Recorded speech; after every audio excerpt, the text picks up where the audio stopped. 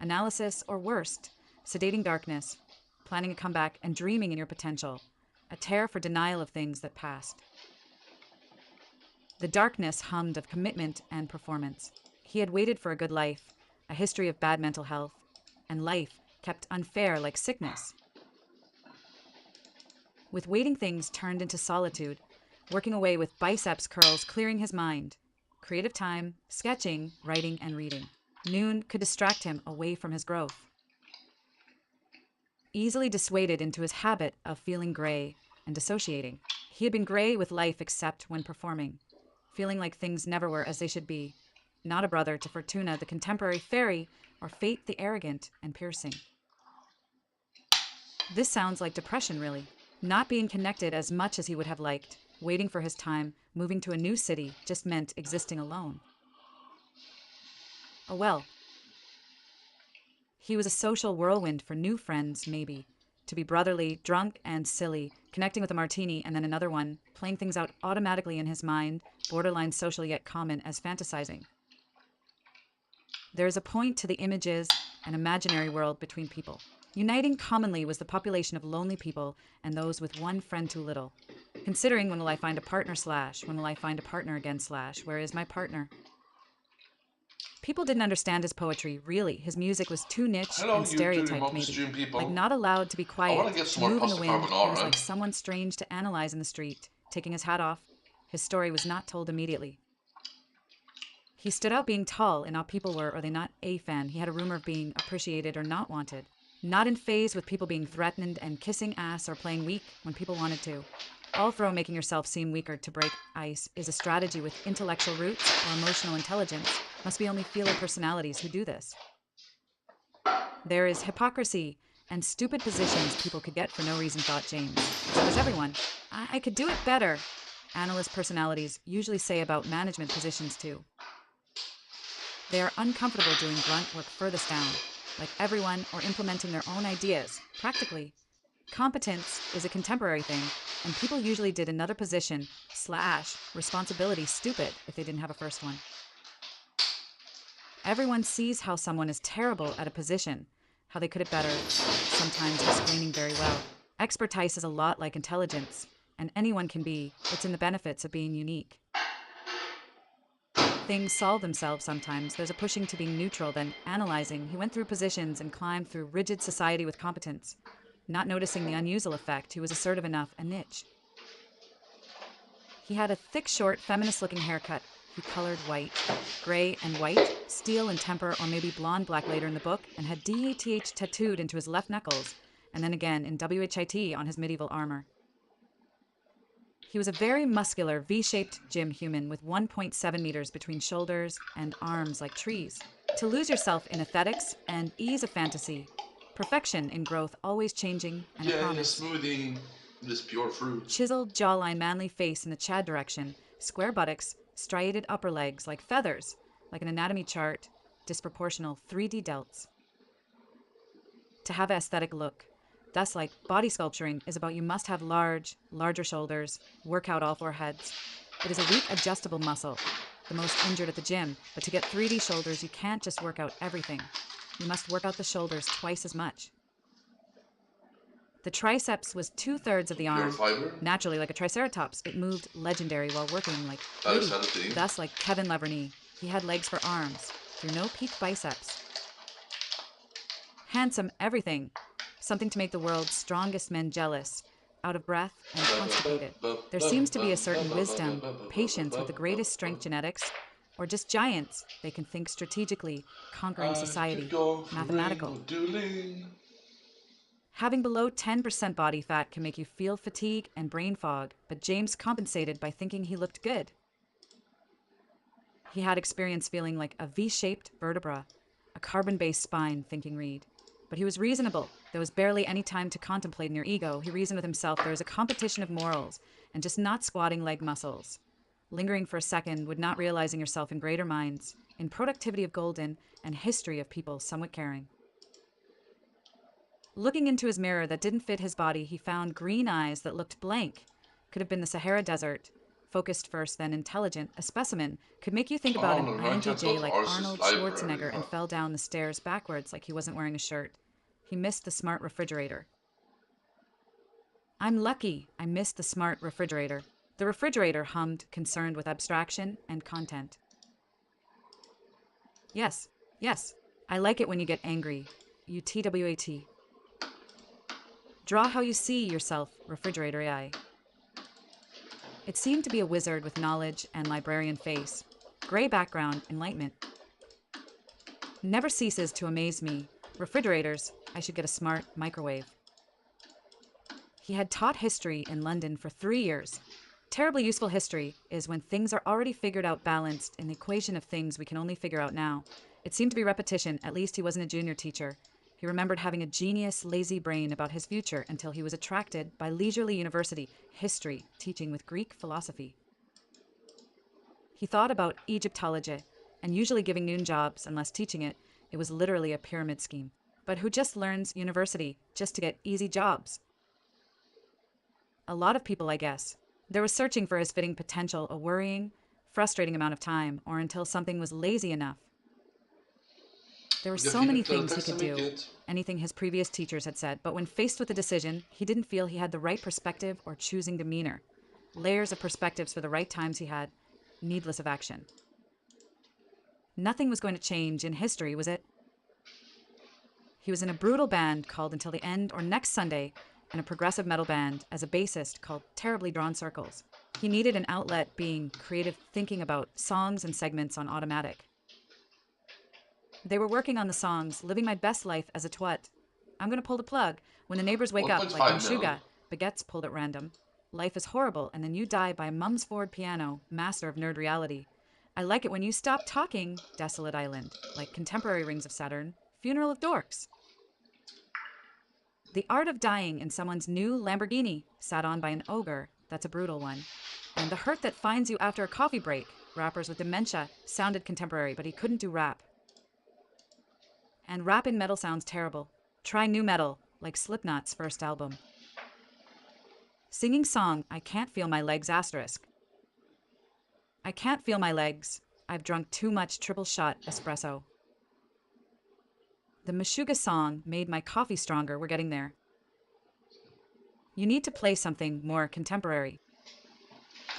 We need more blast beats. The entire song is blast beats. Google blast beats, or it's hitting a snare, a cymbal, and a bass drum at the same time, 4 to 8 times per second. What if we both burp at the start of the last chorus and you're singing? No. Listening to their music was like brain surgery and a cat biting your toe at the same time, modern and niche, like poetry aficionados wanting to go to a club or being raw food vegan. Not the progressive band. What was unusual with this backbone linebacker build or combination wasn't endurance or speed, but the clever mind indeed. Maybe one wouldn't expect him to be so smart. Looking with jaws chiseling and eyes piercing, you put him into pressure, yet he powered through mind and philosophizing, speaking and being a thinker first, a choice of perception, a surprising poetic giant, a relative deliberate contemporary cognizant, a nerdy 140-150 IQ. An average prog metal instrumentalist and viewer-listener. Being the smartest and brawniest was awesome, yet like hidden and hard to interpret. Obviously it felt like being kindly recognized in your best theoretical version today. He had joined Mensa and conveyed with these surprisingly social people and respected the weird with their ping pong rackets of, I want to be talked to or not. All throw 150, he had messed up the questions and only barely made it 134 on the test. It was far to drive there, and he was concerned with personal productivity, interrupting genius. He wanted to spend time getting smarter and stronger, capitalizing on the golden moment of clarity and productivity. If someone insults your triceps, you insult them intellectually. If someone insults your nerdy hobby, you energetically throw them out of the window into the garbage disposal. Hairy legs sticking up. Sometimes he was gentle, fascinating. You know, I've never done any share streaming. I have video proof of that in my streaming library. And it's just a vicious rumor made by people who are intentionally lying. Don't listen. It was about me making coffee and tea a long time ago.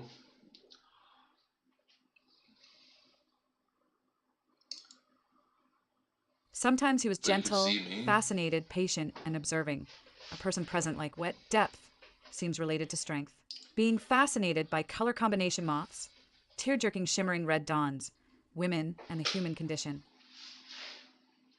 Some mistook it for complacency and insensitivity, showing nothing, but he could very actionable and emotional when it was finally time to act. The reservation and truth of the analyst. He had a conservative energy and reservation sometimes, but believed in left ideas, now being convinced by monologuing people for big questions of freedom, equality for the many, never having touched elitism.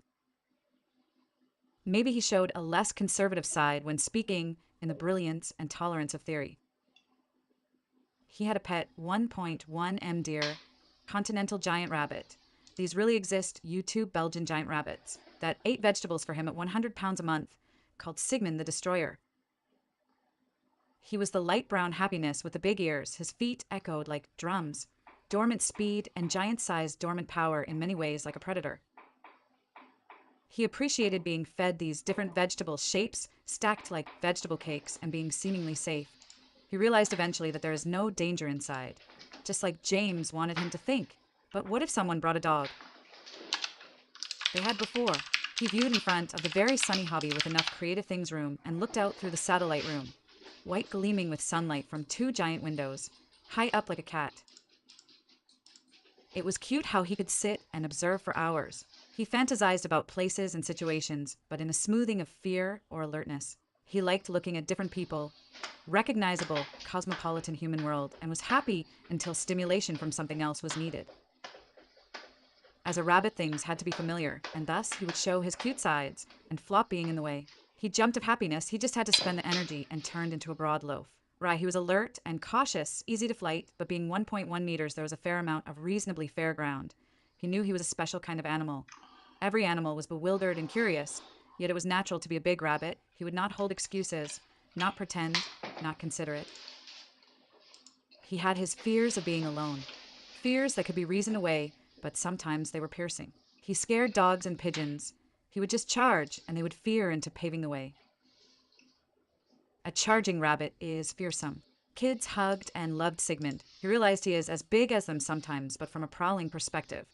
James thought he was always angry eating. Yay!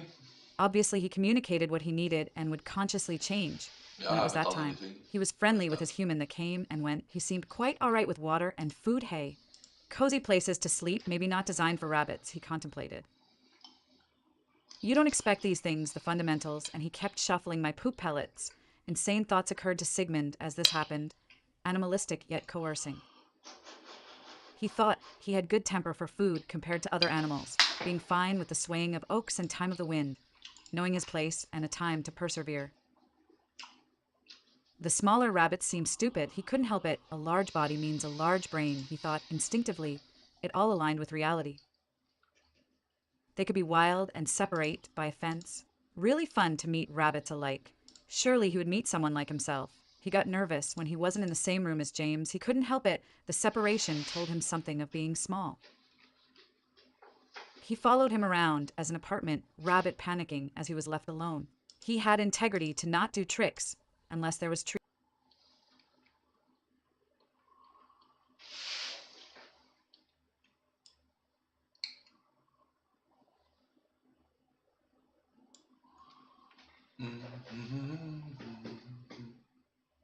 Let's skip a little bit.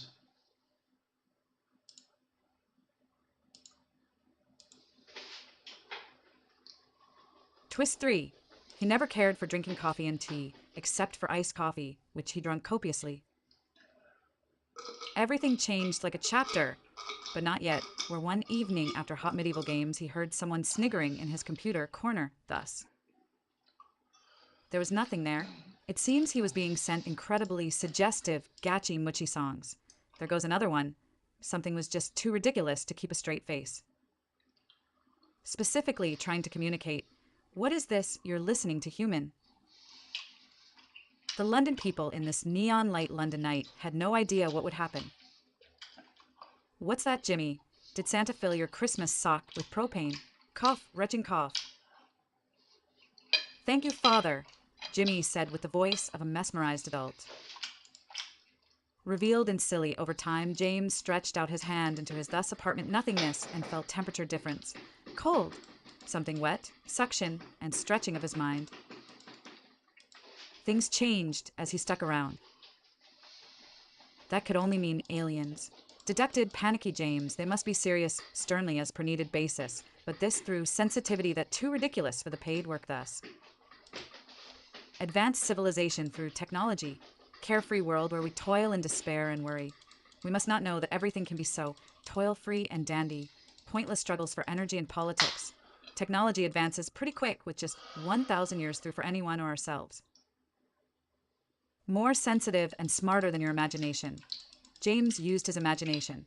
He had read about the most common alien encounters on Wikipedia and thus imagined the Scandinavian-looking alien, a cousin to humans, with multiple eyewitnesses being terrible at parking his spaceship, concerned with spiritual paths. James realized just thinking about summoning aliens and summoning, chanting and knowing should be enough. James had been scientifically open to aliens because of the prominence of 1,000 planets with life conditions like Earth. The forethinker personalities believe in aliens the most. Look at the pollution they exert into the atmosphere scene through color gas cameras. Pollution and oil are civilizational. But what do you do now when you actually meet one now? What be thine alien, Grey? Homunculus? Scandinavian cousin? Stop sending out shuttles, looking for life. We're right, here I admit it. James thought, can you think what I think, and then said it. And feel what you feel, Jim, human version. Revealed, thus alien looked like a mix of gray and something taller 3M forsooth. There was width and longer limbs, connected intimidation and speed of predators. Did you figure out time travel yet? Countering with poshness, James was ready to have a pleasant, well-mannered conversation. It only works with special fashionable Alpha Centauri hamsters, thus digitally put through non-AMD graphics cards. Where do you put the cable? The ear. I knew it wasn't AMD. James was so smart. Just recently, the humorless voice answered. It was unexpectedly difficult, like learning a new language difficult, like being unable to master. Time, space, dimension, machine, and spiritual opening at the same time. Not a lot of people thought of that. It can't happen to me, and let me guess you cannot show thus? No human unit. Think of 5 reasons why. Do you know Yoda? He told me to get my cock stuck in an elevator, go to the highest floor. I am one of the smartest humans. Unexpectedly, he said, very well, nice job, human. It seemed he put on some alien dance floor, or it was only drum and bass, really. He started stomping his feet and dancing, arms not really moving above his waist. James noticed he was rather fat. Damn it, Bernard, this is not the time to party. May I call you Bernard? He stopped looking at him like, what's the problem? Maybe he sensed some kind of thought. The neighbors won't appreciate you stomping down the floor. You have triple toes and standing on toes like a speed predator. The neighbors have been neutralized. Now we continue. The alien went crazy and James danced like contemporary, considerate. He was smart thus. He was ready to have a relationship to this point. I wonder if the alien noticed? What about pollution balance, population? Shut up. You're going too far, human. James was surprised there was already time to step carefully. Maybe he was talking about the wrong thing. How far can things go insulting an alien? Unexpectedly and tiresome, James pulled out a peculiar gun he never used. Why did he think about it? If you threaten me, you will always think to rectify the situation. Think diplomatically, you'll come to compensate. Think up new ideas, but smart boy, you will never be smart enough to figure it out. I wish there was a time where a bullet didn't win against every duel thus, and everything, the accuracy wins. I shall win. There is no skill, no time to think. The cool things now is the size of the firearm and based on perceived results. I wish there was a time of plated knights, feudal samurai, or limited weapons in mixed martial arts, foldable chairs, bows, and Morning Star. Another siege of Edinburgh Castle. He was ready to threaten and ready to shoot. The weakness of an alien close range should be a weapon, just like a point-blank bow against a cuirass.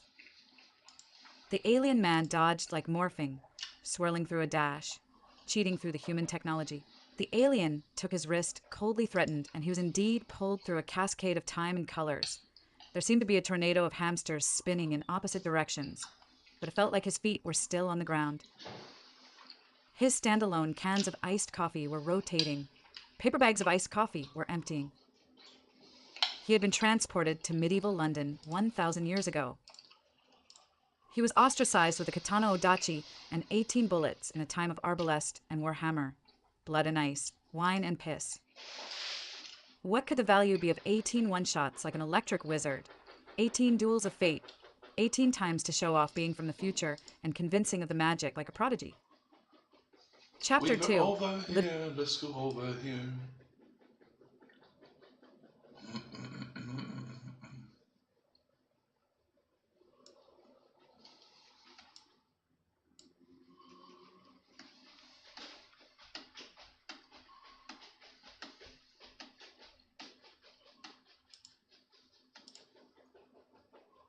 This knowledge from the ancient barbs won't be what you expect. From the barbarian temple back again emanated voices and colors. You shall see the world with the wisdom of 10,000 lives. An old, white, double-chinned, handsome barbarian ancient old spoke through his face wrinkles, yet bodybuilder chest. You shall travel on the path of the wise. Ancient will be your speech, spiritual your life. You shall not miss an event or make mistakes that need much correction. Evolve and turn into peaceful, pure, pristine energy. You have been given the most important help of all. And when energy, you will also be allowed a new luxury, purpose if not learned enough. James interpreted spiritual action outside easily, loudly, as if there were giant bunnies. As James exited the room, he came onto a giant slope. It was wide and with unfathomable depth below. He slid like with fire magic and steered with his metallic weapons. The slopes went in circles down and into corridors of the wall. Shorter, more dangerous directions were presented. James realized late that he needed speed to cross the last segment, to fly to the exit. He slid as a penguin explosive and flailed around in the air. 30 meters. Barely, he reached the end, nailing the katana into the ice cliff with the exit. Outside, there were indeed giant bunnies. I empower you, rabbits. Use your hoppity legs thus, said a hooded man. A band of giant rabbits had been fighting crane-necked polar bears. A bear jumped, clawing a poor, fluffy bunny, relentless and forgetting its hunger in the moment. The bunny jumped too and kicked the bear in the chest with impact magic and a bang. Thus the bear flew far. Bunnies sometimes jump kick, even in real life. The bunnies were units, proud and gathering in groups with cunning. Came onto James licking, smelling, and inspecting. 10 bunnies were carrying a sleigh with a man and a ton of stuff. A covered traveler came and shook his hand. He seemed to have a bank on his back. Being bent, there was 3 meters wide, wrapped leather and rope, 5 meters high. Who knew how strong he was for this? Maybe magic was used. I can bank things if you want. You can come back later. Sure, it won't be too heavy.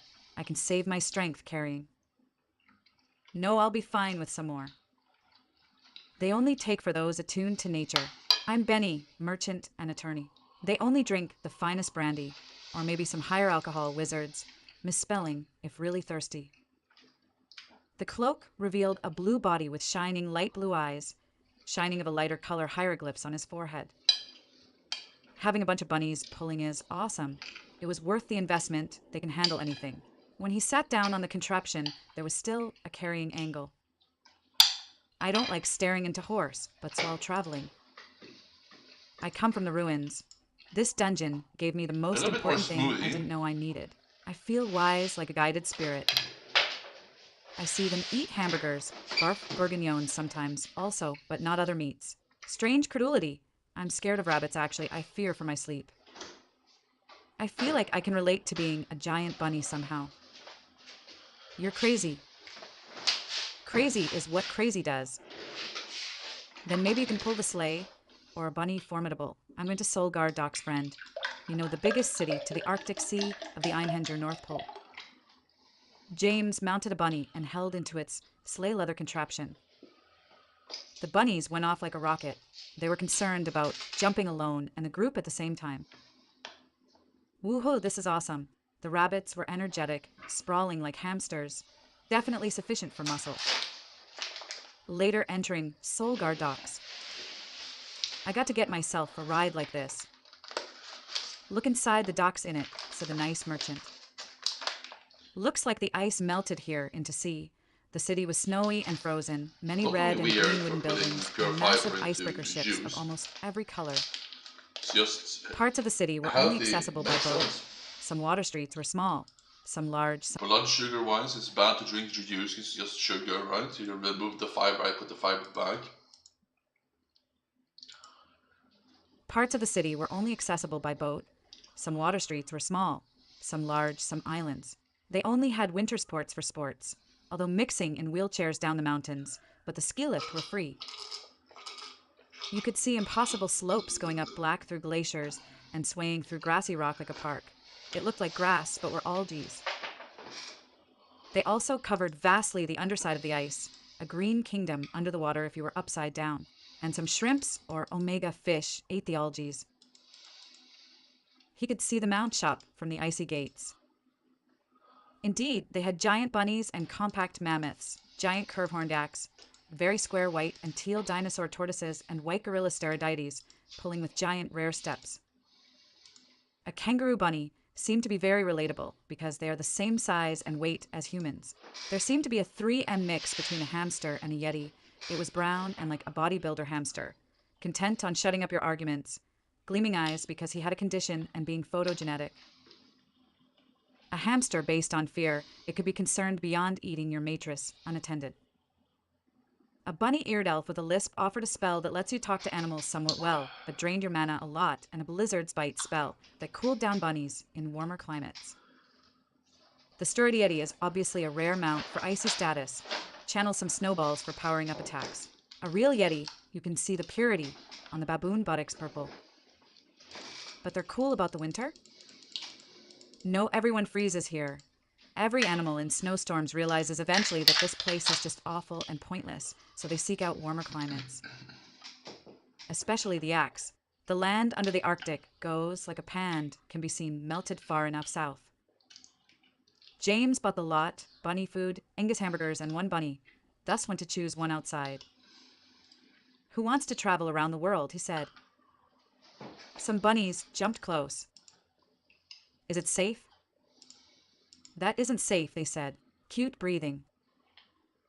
As he touched a white bunny with a bit of a mane of fat-looking royal, it was also an absolute unit.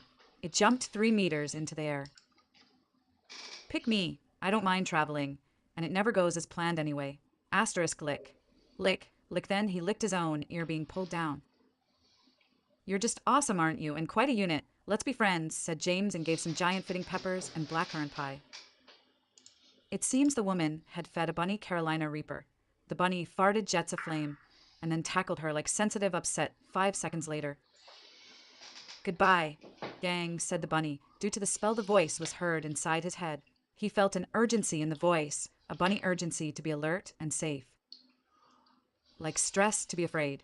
It is really a fear like the darkest void. Bunnies can get a heart attack from being scared, like an accountant, and now James would ever be afraid of this himself, stressing about it for him. He was locked behind pain and an eternal system. He guided the bunny in leather straps. The bunny white fur was fluffy. Did you know I'm a very smart human? Super smart top 0.1%. James said randomly. He was breaking the bunny ice. Wow, said the bunny. I am very hungry. I want one more pepper. James agreed, reasonably, and pat his head. The bunny face like a colon and a 3. I had actually a rabbit before we got separated by a spell. A tiny cousin rabbit, white like me. Dog-sized rabbit, vanquisher, unit of the East, destroyer of rap battles, interested in the new and other animals. I don't mind many things being so strong and big. With me, you can feel safe. The best thing I know is to feel safe and not have to think about being eaten and blood. I can't take it. There are still giant beasts to contest us. This place is white and windy and allows dinosaur beasts like a contest of ancients. The bunny James thought was complicated, vulnerable yet valuable, and something of an accountant personality. I wish I could fly, said the bunny like a bunny, not jumping far enough, a realist. You can fly in your dreams, meaning your spirit is lifted. Where I come from, we have a saying, multiply like rabbits. I am not very good at math. 9 plus 10 is equal to 21. What do you think of these spicy tomatoes? Should I buy these? The bunny ate the tomatoes, om nom nom. He was red like blood around his face. Service fee burp, maybe I'm a killer rabbit. You never know if a rabbit is a killer rabbit, bringing home bones from gifts of other people, besting bears, and two-handed German mercenaries. Maybe you shoot lasers. James started worrying. He hopped around on the rabbit legendarily. He had a rare ability to walk to without hopping and visited the library of Solgar. It was grand of several stories, several sized, winding staircases going to the same place, the top floor. Gold and silver staircases, the railings gleaming. Opulent lighting. It was like a Capitol library. Students sat sweaty, among desks with cute green rectangular lamps, mesmerized yet stressed. He enjoyed the last Shakespeare book he hadn't read, an Italian drama. He remarked history and philosophy, culture of their sea trade and University of Magic. With every coastal people there is fish, and thus vegetarians. They had a librarian that would fart on you and your desk, completely poisoning everything 1M rectangular purple. SSSH, be quiet. Shh, be quiet. There goes another one, said a student. That sounded like someone farting on wood in a church. She chased after a slacking, sleazy tank top person, and he fell on the floor in submission. She screamed like a punishing gnome and crystallized reverie. I'm sorry if I didn't return my self-defense book in time. He read some philosophy in a book about not acting and not taking part to not suffer, but thought it was about not living. Avoiding suffering through philosophical isn't always the ultimate goal or practical, but James would be stimulated in the future figuring out how to stop it. You can always stop suffering by changing your perspective, said James to the giant bunny face, solid and speechless like a rock. Mind over matter. Even the worst things you can give a purpose. Being conscious of suffering like a nag can be more problematic than not looking for it. You need a theory true enough. Philosophy is every consciousness and perspective by intellect. It figures out each arc by realization. Realization of theory. You must accept some of the structure, even if it's stupid. Philosophy is finding out we suffer, and ways to dodge it like completely a choice, like skipping butter. Suffering is a human definition. Some feeling that is terrible, yet anchored in reality, combating an institution. By widening the perspective on suffering, we can widen the solutions. What is really suffering? You can be conscious about suffering. You can see all suffering as something that should be solved eventually. The bunny agreed, very cute. They rode on to the university, through snowy plazas, snowing benches, shopping districts, fancy sturdy rich mansions, and housing for population in between, like you would be surprised people lived here. It was dark red, mostly white steel, and some places looked like made of ice. Almost a kilometer, grand like a skyship. It was resilient and reinforced like it could withstand a bodybuilder and someone interrupting the role of education. There were towers of different height and girth, almost symmetrical to the middle. Some parts were shaped like castles, which was very fashionable, the highest and two furthest wide to thinking of humans, yet towers, westward to the dock, which was terrific from a bird's view. There were magical factories, half-bakers' candy shops that gave them blood sugar problems, but they compensated with medicine. It made them impressionable. Factions of physical craft, ship building hidden square halls, and then the university like planned, yet inconspicuous. Later, he would know for sky searching there is a teleport to elevated parts in the sky, built like a small city 800 meters up with 5 lowered plazas, buildings not connected symmetrically, but circularly. Down there were beam elevators, tiny everywhere, and teleports, permanently open, requiring sacrifice of jewelry. There were shelves of any tool they could need almost, operated with voice, rolling infinitely down under itself. You could dive into a pocket aquarium decorated by students of the final year. Plenty of underwater plants, sunken lost cities with teal material metal, swimming with useless grand sharks, covering you like a finger bubble. I invented the Mark 6-point goat, argued one wizard. What have you unleashed? argued the other and looked naughty. What's a 6-point goat? Said James. This mangy wizard here invented a goat with an explosive ramming and house penetration 7. After a white electric goat that thunderams, it's going to destroy the entire block. I agree with the mangy wizard. He invented it. Your goats have no lasting impact if they destroy everything thus and double thus. I can make more goats, but it's making me bald. That is the price, he said, disappointed yet brave. Your excessive use of goat in your magic is making you bald. Asterisk wheezing. You said my bald head looked good. That's why I started oiling it. Yeah, your head shines like a shooting star, said James, detached but superiorly analytical. He's balding because he gets no maidens, said the wizard, ultimately with luxurious hair. If you're balding, you should get a fashionable hat and beard, said James. There cannot be a goat without explosions. Don't you see? He didn't make any sense. James saw someone like they were driving an invisible car 2 meters up, but, as pointed out, and backwards driving. He pulled the handbrake and drove away. Was that vehicle invisible? No, you drive, asked first with butt magic. I find it unbelievable. You butt deniers want us all prosecuted, the wizard said in the same wavelength.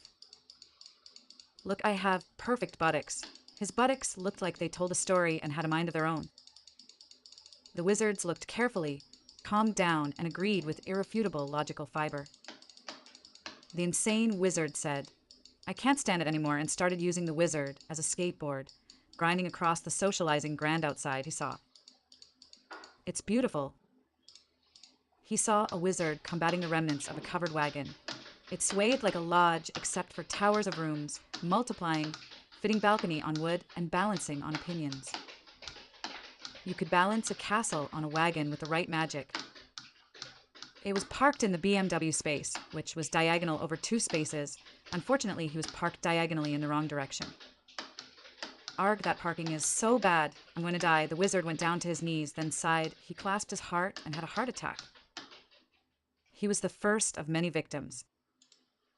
Inside an impossibly grand first room into 3 long corridors, as far as the eye could see, making you question eagle views.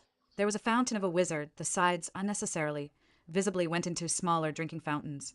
There were free books of too complicated, meaningless dry theory and throwaways, rental wands of the best quality, and 2 glass cabinets with wizard stuff you are likely to misplace. The rooms for training fire and explosive magic were many, different levels of protection or safety, different absorbing conduits. You could buy books and personal lessons. They also had esteemed economics here despite only being magical in ideology. There were coffee and addicting iron jar tea room. The tea were fruity and a lot like grass, but not overstepping. Connected to every other municipality, they argued and were really sneering, doing unforgivable social expression in the first stage of relationships. They were all right. A main lecture hall, like a Greek opera, was left before the first-class choices. Maybe not obvious brown doors where there was free spectating. Not specific enough, said James. He went and asked for what magic. There's conjuration, water, air, earth, fire. Fire mages are a theoretical lot. White-haired and powerful like knowledge, proceeded and conspicuous magic, summon alive, summon somewhat alive, and criticizing, summon undead, impact, blood. Healing gets all boring reading, teleportation, agreeable but magic, and despicable, mana increasing rituals and lessons. Thus said an old monotone bored ugly clerk with a wide luxury desk, making her look like a boss. But magic. Do you teach one of the unholy strikes here? This is the place no one has applied or succeeded in that but magic for 200 years through. No one should be that powerful, in my opinion. I can fart my rabbit out of the room if I eat whey protein powder. Potential, that is, but I wasn't finished. We also have practical magic for productivity. Easy magic that makes you feel smart. Turning yourself into something magic TYS. Turning something into something else magic TSSE. Magical defense. Tier 13 ridiculously. Ludicrous, difficult magic. Pushing the boundaries of magic. There's new genius spells. Classical offensive magic all throw fire is burning. Vain spells, magical crafting and fletching, magical potions, elven potions, thorough interdimensional magic. elven magic from Solgar, alchemy, best magic for contemporary jobs. Reasonable dark magic Solgar allows magic to break someone's concentration. Seer's foggy advancement, transmog, magical history. Quantified magic, Greenfinger magical, produce farming, plus Greenfinger gardening. Intersectional spirituality magic, battle cry, shout, and voice magic. Reanimation, magic that turns you into a university janitor. Professional explosive magic and just blowing things up magic. Canceling insurances magic and magic in poetry and alluring music. Very difficult that everyone fails except the very best. Do you think you're one of the very best? Simulations of accountancy potency and pointless argument clinic. Shape-shifting magic, magical curses, transmutation magic, double unicorn magic, ancient yoga while dancing on mailboxes and magical bullshit. Air, fire, earth and water magic together is 20% off as usual 26.40 quid. Explosive and double unicorn magic 30% off. Other lessons 850 quid, each 12 lessons usually. I summon magically deep pockets. Maybe you're thinking about alchemy. You know, they never make more money making gold than they put in. The real gold lies in transmutation magic. This is why you get dollar, I guess. You invest in yourself and your skills. Talk is cheap that it cannot afford university lessons, the clerk said, bored and monotone. James pulled out a 100,000 shimmering ingot. Each were engraved, personally it said, lightweight. Keep it as a deposit until I'm done. I don't want to think about money. I didn't invent the World Pal or Iron Jar, the clerk said like a smoker. When you put a price on knowledge, people learn economics, James said with 140-150 IQ. It is the year 630 on Einhenger, where everyone gets constipated. There are constipated seconds, days and years, relative time lost. T.O. Contemplate time hindered, we must consider poetry. The moonshine reveals how constipated we really are. It was the first time I was constipated. I don't like it. It's terrible. The year has 36 months, Mr. Student from Earth or whatever, unless where it's 37 or 35, the eccentrics of the orbit. Yes, the birthday is thus. People count the birthdays to 5 sometimes, called 5 large, being 25. I'm 51 and 60. The moons pull the tide twice as low sometimes. The hours slow down to 70 to 90 hours sometimes. We fear the day everything stops. Half of the gods of Ironjar are unknown. We must figure them out, guessing at their will and qualms. They are directing. From greater silence shall return. Relative options, relative conquering. We have released a collection of poetry and dry songs the poetic. Closer to the unknown gods, but they have real boons which might help you with magic or potions. There is a legend of 2 immortal knights fighting forever, made by the gods to be perfect and an example, then turned into gods with 1,000 years. Honor. First they were afraid to throw the first punch. The only equals were their family, so of course they started fighting. The older brother is a man who surprisingly never dies, got about 10,000 lives. Survives when you won't expect, can only be defeated while drunk. Maybe I can die next time. He has tried to die enough times quickly in a row to believe himself sufficiently still here. I'm gonna finish this level later. No, I want to go to the wilderness agility course, make some GP.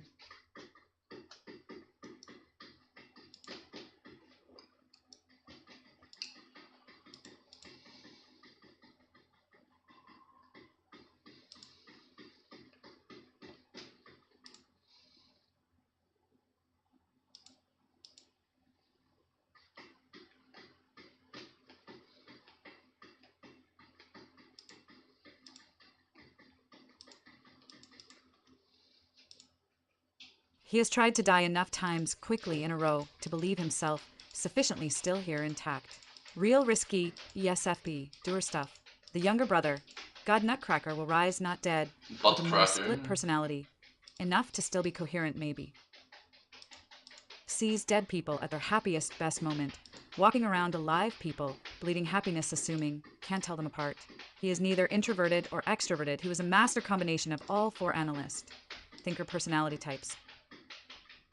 He has intuition and library of knowledge, confusing idea, curiosity, creativity, and efficiency. They could not all fit at once, these intro-extroverted efficiencies, but he could switch between them. He makes plans for a state later he knows he can enter. To recover, to be adaptive, you need to take some time. Yeah, look at He is this. perfectly calm and sturdy, ready for a tear and test like he has godly health. Drunk. You don't know the pain I feel as I must live again and infinite times but don't want it. This is it, you know what I'm living for: wine and food, watching the sky last forever. It never fell over me. The moon is just a garbage dump, meta, a method. Some idiots decided not to cover our infected seas with it, but send it through the mirror. Problem solved. The mirror of looking fat from every angle, thus it's a portal. It's got a methane river, methane air. Some people rummage through what everyone throws away. At least it's not deep rock Demeter. The whole planet is garbage dump. If any fool lives there, there's not enough magical Docksmith deodorant. I love the word deodorant, said James with shining eyes and gleaming spirit. A man after my own heart, or infinite accuracy. There is only deodorant for mistakes, discrepancies, and discontent. Deodorant, quantifiable thus in thought, is enough. Faut pas pousser mamie dans les orties. Don't push granine tout net. Let's start with fire, Magic James mostly explained to himself. I'm halfway, he said to the caustic clerk. Remember, Ironjar is an experimental, lawless land, the 1v1 place, not that developed. There is no police, fire department, or jail. You will have to fight for your things. A land of opportunity for the rich. Just like the capitalists want it, you must suck up to an unfair system forever. You won't switch places before you die. Every service and tax is unnecessary. There's tons of practical problems, usually solved by people coming from places with services, paying like only drinking your coffee at work, but at least we have money in the pocket. What percentage is your taxes? It is bad luck to say it. It's so lucrative to have a business. If you're not selling, you're missing out. We don't like paying salaries, and it's kept for you. It is more unfair here. The richest of the first settlers. You'd be surprised how concentrated the riches are, with an air of everything being a competition. One guy takes all, almost. We pretend everything is manageable and pay more for living costs. It's all we can do. You will find the city to be quite civilized. People settling here despite the cold, acting like it's normal Fridays, the air of things being normal. We heat things up enough to barely unadapt. 400.000 live in the confines of the odd colors. Sturdy buildings for raw fish eating magical inhabitants. It's good for your mana. Wizards are everywhere, like assertive conversation and a step into a familiar world. Sleek, short-cut, dark-haired wizards with voices of power, dominance. It's always been a school here, travelers, and docks for trade all across Einhanger. They don't mind reinforcing their ships or sending goods all the way to the central dock of power capital. We export books written by copying ogres. They are content having the jobs of printing machines. In a guttural, they defend the system. There are guards of different species, kind and fat with muscle of assertiveness. They are respected and from mountains, stars and seas. I think you can find the best in people by watching them do things competing with money, not just casually. Hey, you're not some kind of atheist, are you? We call them armpits here. You better respect and dance around the gods, or you'll have a troglodyte time. Personally, I don't care what people don't believe in on their spare time, but you are stupid to answer you don't believe here. Are the gods really real? Yes, they are. It really helps. When the gods come, the taxes goes, the contest of popularity. It is like that everywhere, isn't it? You don't want to feel emptiness and the cold, lost and confused. Surrender your brain to the religion of the multitude. Think only moderatedly as we answer your questions and follow the 17 rules. It makes it easier for us if you do not question everything. If you want to live here, you can live through a life not questioning anything, comfortable and sedated. It's a package deal. What are you serious? They're God-spotted and such. Yes, they are like you and me, except nosy and easily offended, except you to treat them like they are invincible. I am out of place. Use your people skills when you encounter these celebrities. You don't oppress gay people, do you? No, why would we do that? Just don't be unreligious, son. I think my son is gay. Taxation is theft *, he saw engraved in gold over mahogany. a quotation on the wall. To be pure of heart and not eat gluten is the iron jar principle, or one principle among others. It's not so bad when we have guys like that coolie-leaning guy over there. He executes and hunts top criminals, the vision of horror, prophet of despair. Thank you. Not the strangest thing I've heard. The most constipated Americans are the New Yorkers. Some things you can only see while constipated through. If you're constipated, you might be visited by the poop fairy. Tell me about this about fairy. I take it that's... Maybe I'm gonna click on... it's compare carols and black and red leather.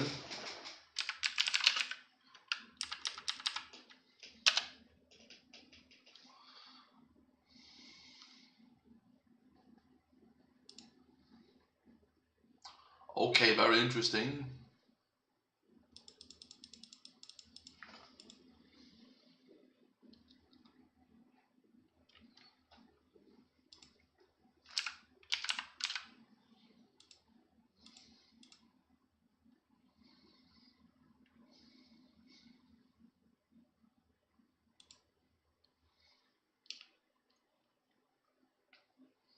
Not that big a difference.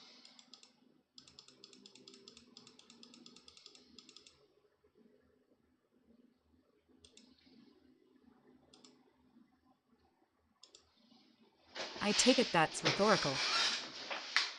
Thank you. Keep to your enthusiastic ways. We are all office slaves. I guess I inform people for a living. James walked and was ready to talk the talk. Hey, how are you doing, Hey, how Sonny? you doing, Sonny? You look like an angel mixed with a street fighter. His crown of despair kingly hovered over his head like a halo with a hole near his forehead, hummed like an orchestra with 7 vacuum cleaners. Things are going well for me, he said unexpectedly. The drug lords aren't being replaced and the gangs are breaking. Pulverized skull is fleeting into the wind. There are cannons and there is katanas. The very air reverberated with constipation, strangled thoughts, less hearty feelings. I like hunting criminals too. Maybe I am a mercenary for hire. Let's consider fighting together, unholy man. Clean up the streets. If you didn't look like this, I would have stabbed you with a mongrel's Mongolian paternal leave maw. Prophet of propane. Do you want me to hit you with the Uno reverse card? I seek out all the unholy strikes. I will become a warrior legendary and dress in capes and silk. They teach one here. Do you have what's required? He was asking tough questions. Honestly, I will try my best. This technique is auxiliary. I don't judge a man by his farts. He was shredded thus topless, with a gray angel-looking haircut and array of weapons. Light gray skin, burning gray wings, red eyes like from hell, a mercenary, and poignant, piercing prowess. His two-handed sword heavy like religious, for a man bigger, it hovered as he crossed his arms. 2 big gray, wrapper-like pants. In fire magic, arrogantly advanced firefly course. They stood in front of a short, fat, big-headed grin with a large, remarkable nose. He had a beard black and white like a raccoon tail, but it stood straight forward just like his piercing mind.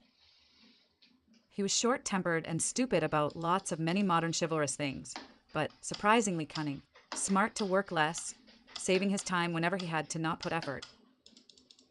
Ulrich had the perfect grin of business. Fire is by its nature consuming instead of giving. Something can be its source, an animal if you're into that. It's hard to grasp like something you never understand. Fire is not like other elemental magic. It needs some other physical energy to transform, like black powder into, well, fire. Harness energy from other elements or summon fire draining you. You can see some techniques drain you into passing out territory. Practice mana. Eat fire stimulants anyway. The perfect fireball should be deadly in explosion damage, area, and fire over time. Practice with me until it changes color. They are reliable to go back to, but mostly reliable in damage. Eat these capsaicin pills. If you snort them, they can get rid of migraines. True. A cheeky squirrel-looking lady. Well, human look first, but still, remarkably squirrel already made a blue-purple fireball, as hot as it gets 30,000 Kelvin plus. Most were red to yellow, 3,000 to 6,000K. James tried and tried getting his fireballs white, 10,000K. He read books in detail, followed long swings, and dotted notes. If he didn't do it now, he would before fire lessons were over. They practiced melting chocolate sculptures, detonation, breathing fire, which was a fire technique like reliable and proficient. Students blew white blue textured sparkles, dragon breath projectiles. You need to be like the blackest, most smoldering lava lake, Squirrel said. Think like you left something too long in the oven. I didn't get this far by not being cognizant. What if it was a baguette? Keep it over 20 minutes. What if it was in Finland? Keep it over 24 minutes. You are a terrific student. James was conjuring hotter fireballs, maybe he thought. Good job, student, said Ulrich from beneath, hot like a pie oven. James felt full of power, compliments, and spirit overtaken and almost not his control. He glued genius orange body and eyes and unleashed lightning, white-red, strange, and thick. The dummy melted and happily returned.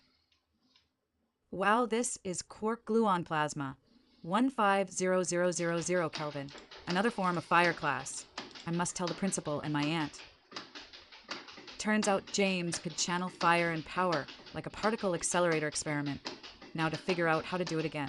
Chaos and random was at the tip of his fingers. James met a superhero for the first time, Pigeon Man.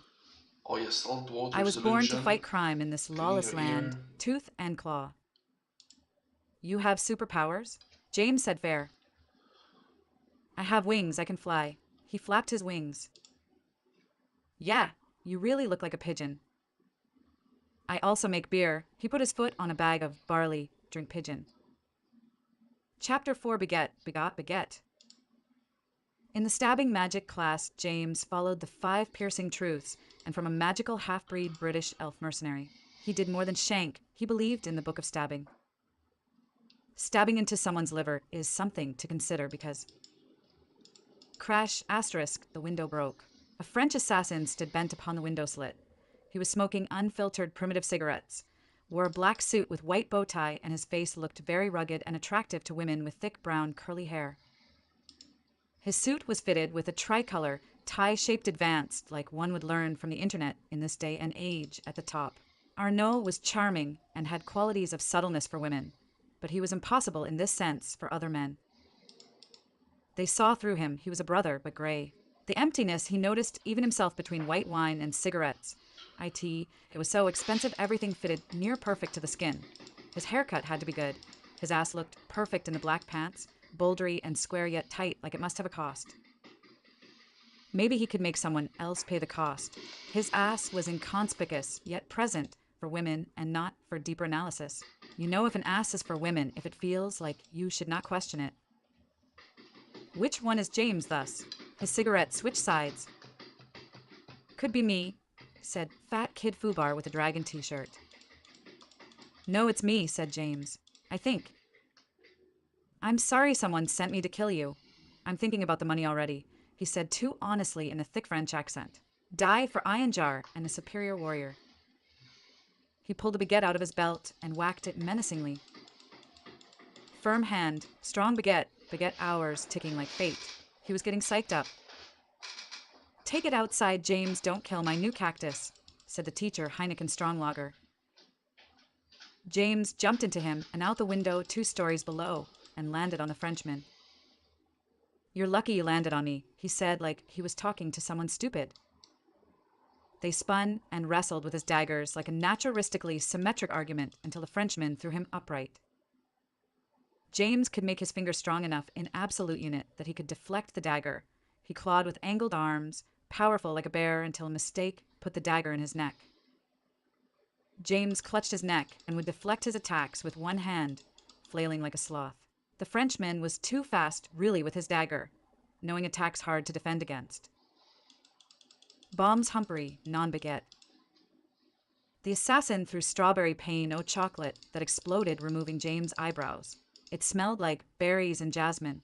James only had a throwing hammer rebound with him. I am a fighter in a suit, just like the dwarves. I can get used being in a suit. The suit seemed to flow through his muscles. There was something that didn't fit into it. What you should notice is my hair. Whoosh. This is a good afternoon for a battle. They screamed and went clashing epically. What would he do with a baguette despite being delicious? They collided Warhammer and Baguette, clad in absolute unit. Wills collided with grins and jawlines. Yet they were so different. The baguette was hard as any steel, acting like a cudgel of winding steel drive. Someone this skillful can choose any weapon. The assassin with the same position struck him, moving through gliding with arrogant power. In 1 second, James was flying thus surprisingly like he was outskilled, having moments to think for meters in the air. But we'll see it's just the start of the fight, writers edit. James turned and shot his cannon, but the assassin was fast enough for his neck. Somehow, he puffed smoke behind him thus, with time to pull time into his frequency, through easily interrupted. If nothing unexpected happened, his strides would be a glimpse through time, and in his fighting intelligence, he had a lot of room. I need to stop smoking. It's making me nauseous and sick, thin and weak. Your hair is on fire. The Frenchman applied more Dapper Dan gel to his hair, creating a smoky smell and putting out the fire. Your baguette has reached its length. Yeah. There is continuity and finiteness.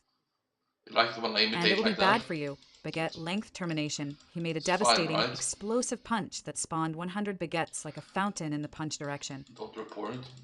Surprising bear party. Arnaud punched with the same arm again, with So, classical takes his punch speech summoning out. magic, spawning 10 bears flying upset, rotating in different directions, expecting to return to the ground like an accountant. Forbidden Baguette Glacier. Arnaud summoned a 50-meter baguette, hands in the earth that knocked him away. Shocked by the impending destruction he feared for himself. He was an assassin and competitive with the new power level of this place. If he could do this, maybe he should think about strategically running away. Fighting again when more powerful. His baguette elongated into a 2-meter dual-end spiked long Rybaden. Buffalo dropkick. Arnaud just threw himself at him. Tomato barbecue baguette as a filthy lie. He seemed to gather power, glorious and seamless like Velcro. He twacked in an assault one end at a time, gracious and spinning quite aggressively and Frenchly like Amelie. If he mentions baguettes again, I'm going to have a seizure, said Hugh. Tomato barbecue baguette is supposed to be a one-time new experience. That's why it's so salty. James deflected with truth, holding his ground. Strafing back, sacrificing every position for defense, ever so linear. Arnaud assault. Don't Power report. burp baguette. Assassin baguette. Heavy baguette. Baguette fire. Imaginary baguette. James started screaming and clasping his head, the imaginary baguette technique. Arg, what are you doing? Can you just skip that one? Sparkling connotation baguette. Corrupted baguette. Felix baguette. Quarter baguette. Strenuous fut, false, ultimate, hypocrite baguette. Brittle, breakneck baguette. Karate baguette. Backseat driving ostracized, ostrich, tremendous baguette. And a psychology subscription baguette. Resolute / forgetful baguette. Resounding tax evasion baguette. More baguette remedy. Farquaad haircut baguette. Unforgettable propane, guiltiness baguette. Dire baguette. Betting your life baguette. Constipated stressful goat, certainty baguette. Tempest terror baguette. Breathtaking baguette. Death empress baguette. Stauncy starchy baguette. Killer disco with a midget baguette. Immobilization. Power into power baguette. Lowest common denominator imposing guerrilla defense attorney baguette. Backwards smile baguette. Overwhelming audacity breakfast steak baguette. Baguetteless blindness. Low fitness baguette. Misspelling spelunking baguette. Baked, slapped, and burnt baguette. Stupendous baguette. Merciful baguette. Degentian baguette. Ghost of calories forgotten baguette. Winter unhinged berserk baguette. Contemporary baguette. Contemporary Opposite baguette. direction of contemporary baguette. Get your hand off my ass commitment baguette. Opposite baguette to a direction of exponential. Hot sauce in the eye baguette. Roundhouse clean baguette. Garlic baguette. Merciless gorilla square dance / waltz baguette. Transforms into a double-tipped spear baguette. Baguette fireball. The fireballs spawn baguette's asterisk. Unforgettable front teeth baguette. You're torturing the AI with Drunk baguettes. diplomat baguette. 50 shekel pound baguette. Baron drunk, Baron baguette. Ultra immolation baguette. Drunk for a month baguette. Golden idiot baguette. Baguette superstimulus. Landmine baguette. A third infinite baguette. Platinum baguette. Tectonic supreme baguette. Believing you are a hamster for a month baguette. Spirit baguette. Sped à la pied baguette. Steroid seagull baguette. Dynamite picnic basket baguette.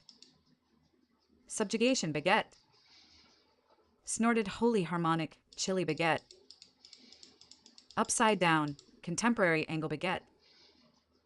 Ouchie finger baguette. Arriving expositionally.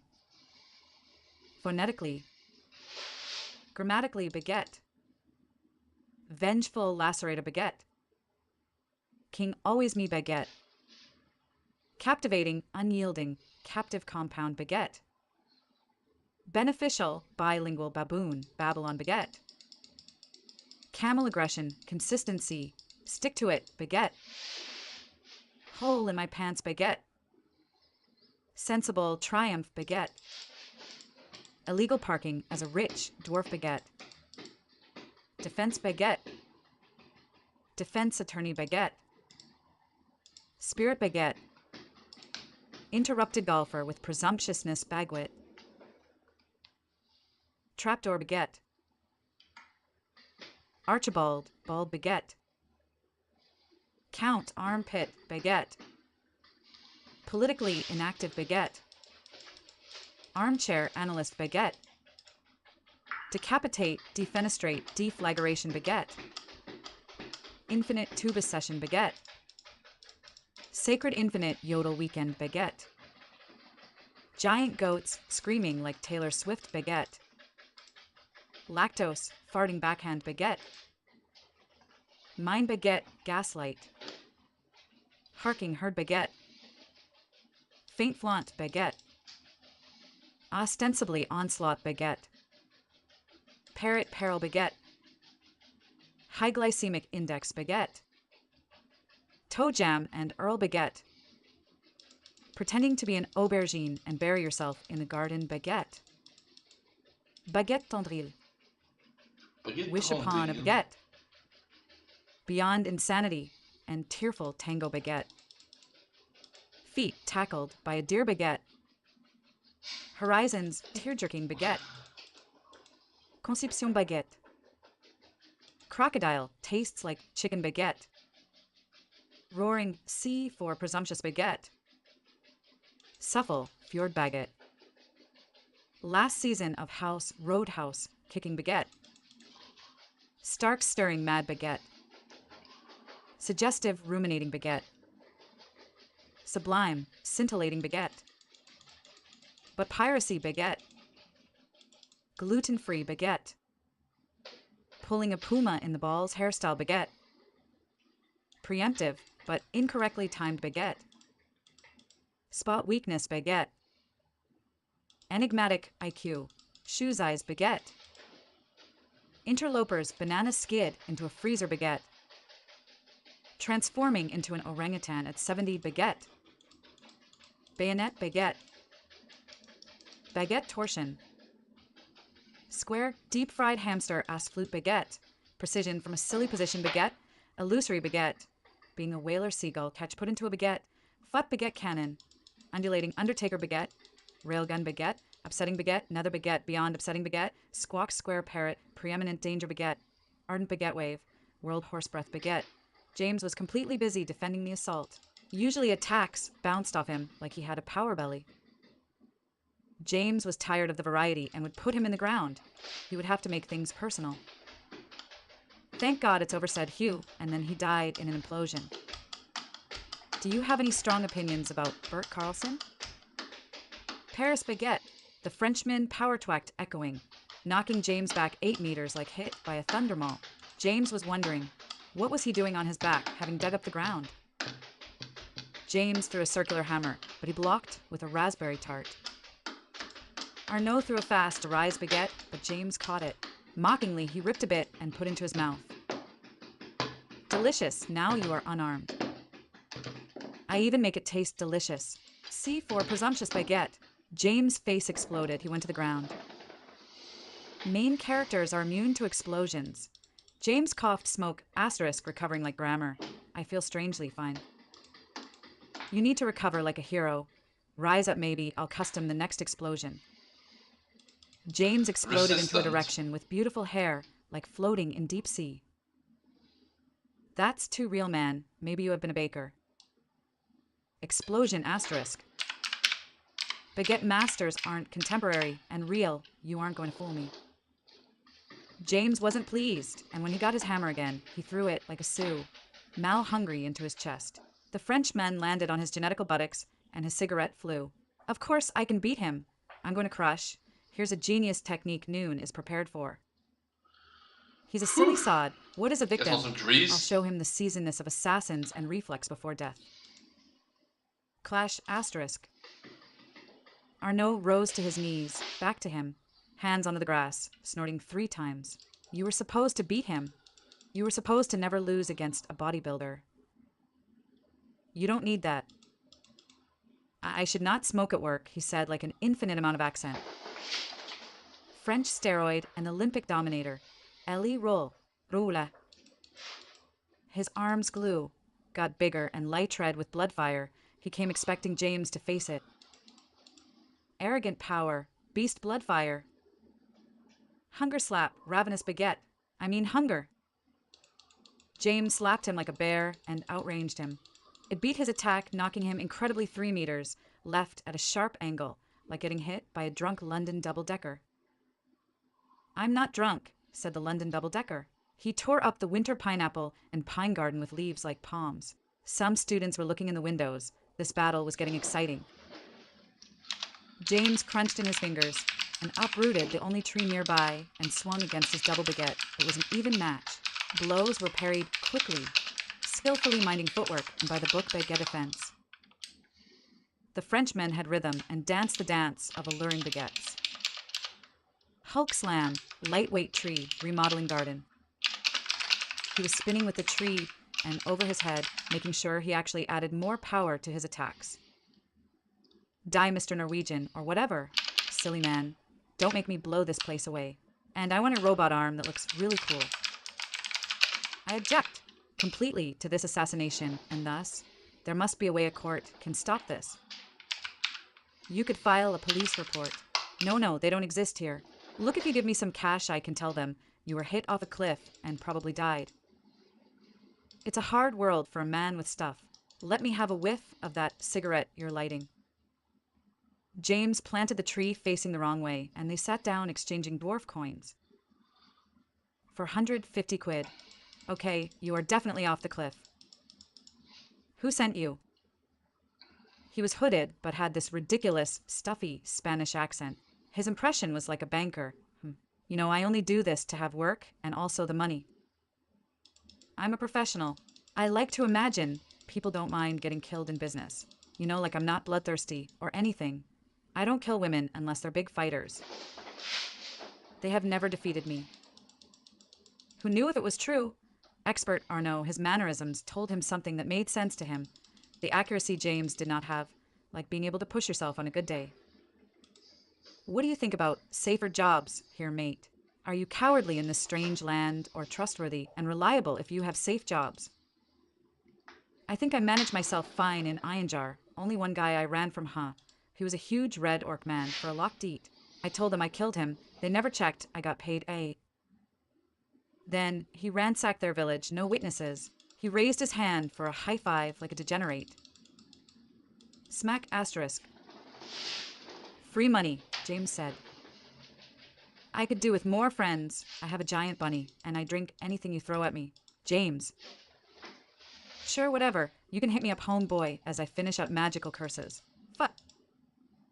A bear stood next to them and bellowed, belligerently being upset at the things they were doing.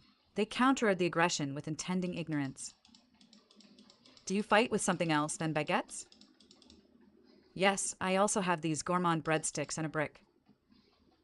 Oh, it's signed by Bert Carlson. What do you know? Do you go to the school here?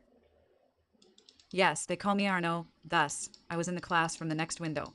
He shaked his hand, pronouncing his name, with a cigarette in his mouth switching. They went into the opening into the school, with a Greek statue of Pex, the fire mage. Arnaud smacked him on the ass. Arg hit me again. I come from a species of iron-jar aquatic Frenchmen with gills and fins. On land, they can only walk sideways. Arnaud took an iron-jar tuna and swallowed it like a seagull. My sister is static. You are genetically a marvel? James said, tolerant and interested. I still have a throat pocket like all birds to store food. I have my wallet there sometimes, or hair gel. He coughed up a hail gel.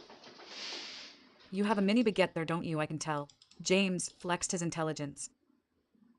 What? I enjoy baguettes. I enjoy the occasional indulgence. What are you, some kind of anti-baker? You don't have to defend yourself, said James, tolerating something, allowing him to be flawed. Honestly, baguettes can be a very thin, white bread that tastes very good with delicacy cheese. The French flour is legendary, quantified. Thinner bread makes tastier cheese. James threw a flounder. A fucking flounder? A fucking flounder, said Arnaud and jumped after it. Arnaud talked James into magical curses where they had weakness, weaken, suffer, which was a form of weaken, and weaken weapons. Yes, you can still do curses and be a decent person, said a balding, white-haired sorcerer in red-purple robes with adventurous eyes. It is a means to an end. But magic classes are a means to an end.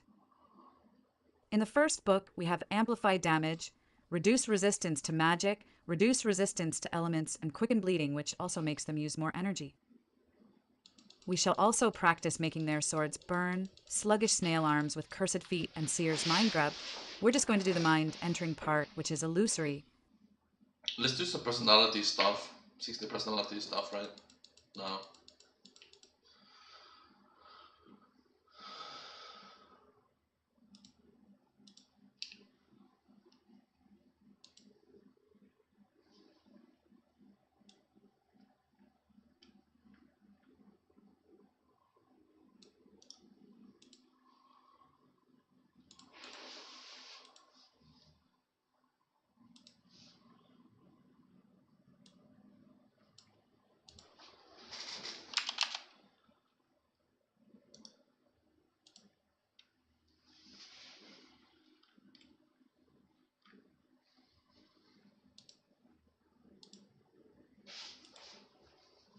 INTP logician is a personality type with the introverted, intuitive, thinking, and prospecting traits. These flexible thinkers enjoy taking an unconventional approach to many aspects of life. They often seek out unlikely paths, mixing willingness to experiment with personal creativity. The important thing is not to stop questioning. Curiosity has its own reason for existence. Albert Einstein. People with the INTP personality type, logicians, pride themselves on their unique perspective and vigorous intellect.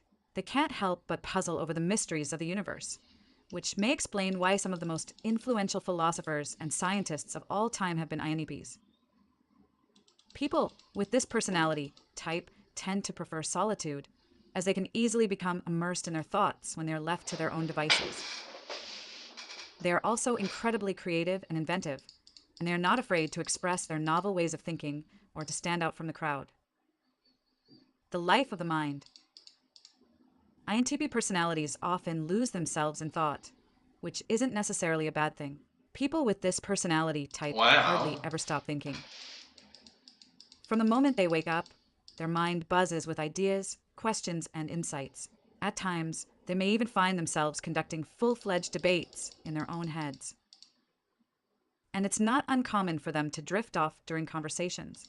Their mind simply executes a detour to uncharted territories of thought where new ideas are constantly being born. Imaginative and curious, people with the INTP personality type can find endless fascination in the workings of their own mind. From the outside, INTPs may seem to live in a never-ending daydream. They have a reputation for being pensive, detached, and a bit reserved. That is, until they actively try to direct all of their mental energy on the moment or the person at hand. But regardless of which mode they're in, INTPs are introverts and tend to get tired out by extensive socializing. After a long day, they crave time alone to consult their own thoughts. INTPs cherish their independence and often find themselves most productive during the late evening hours when distractions are kept to a minimum. Even so, it would be a mistake to think that these personalities are unfriendly or uptight. When they connect with someone who can match their mental energy, INTPs absolutely light up, leaping from one thought to another.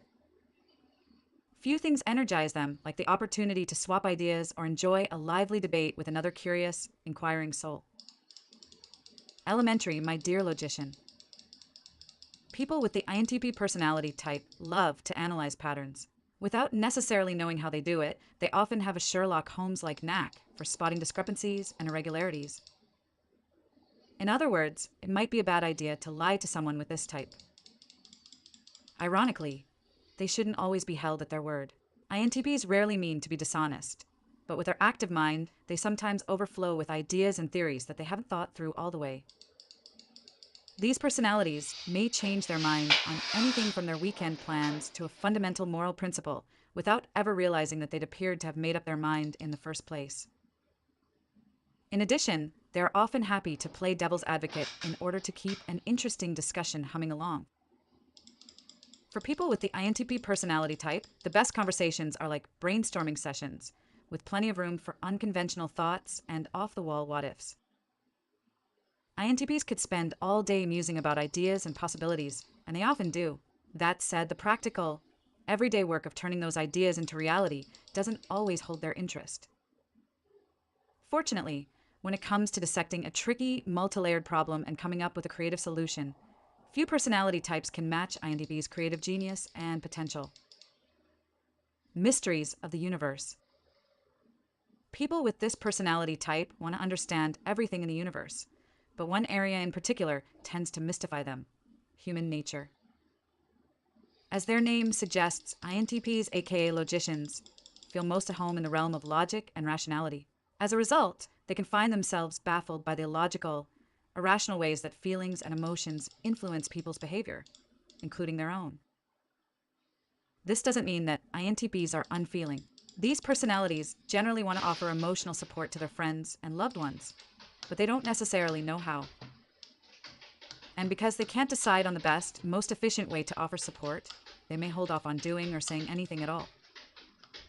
This analysis paralysis can affect multiple areas of INTP's lives. People with this personality type can overthink even the smallest of decisions.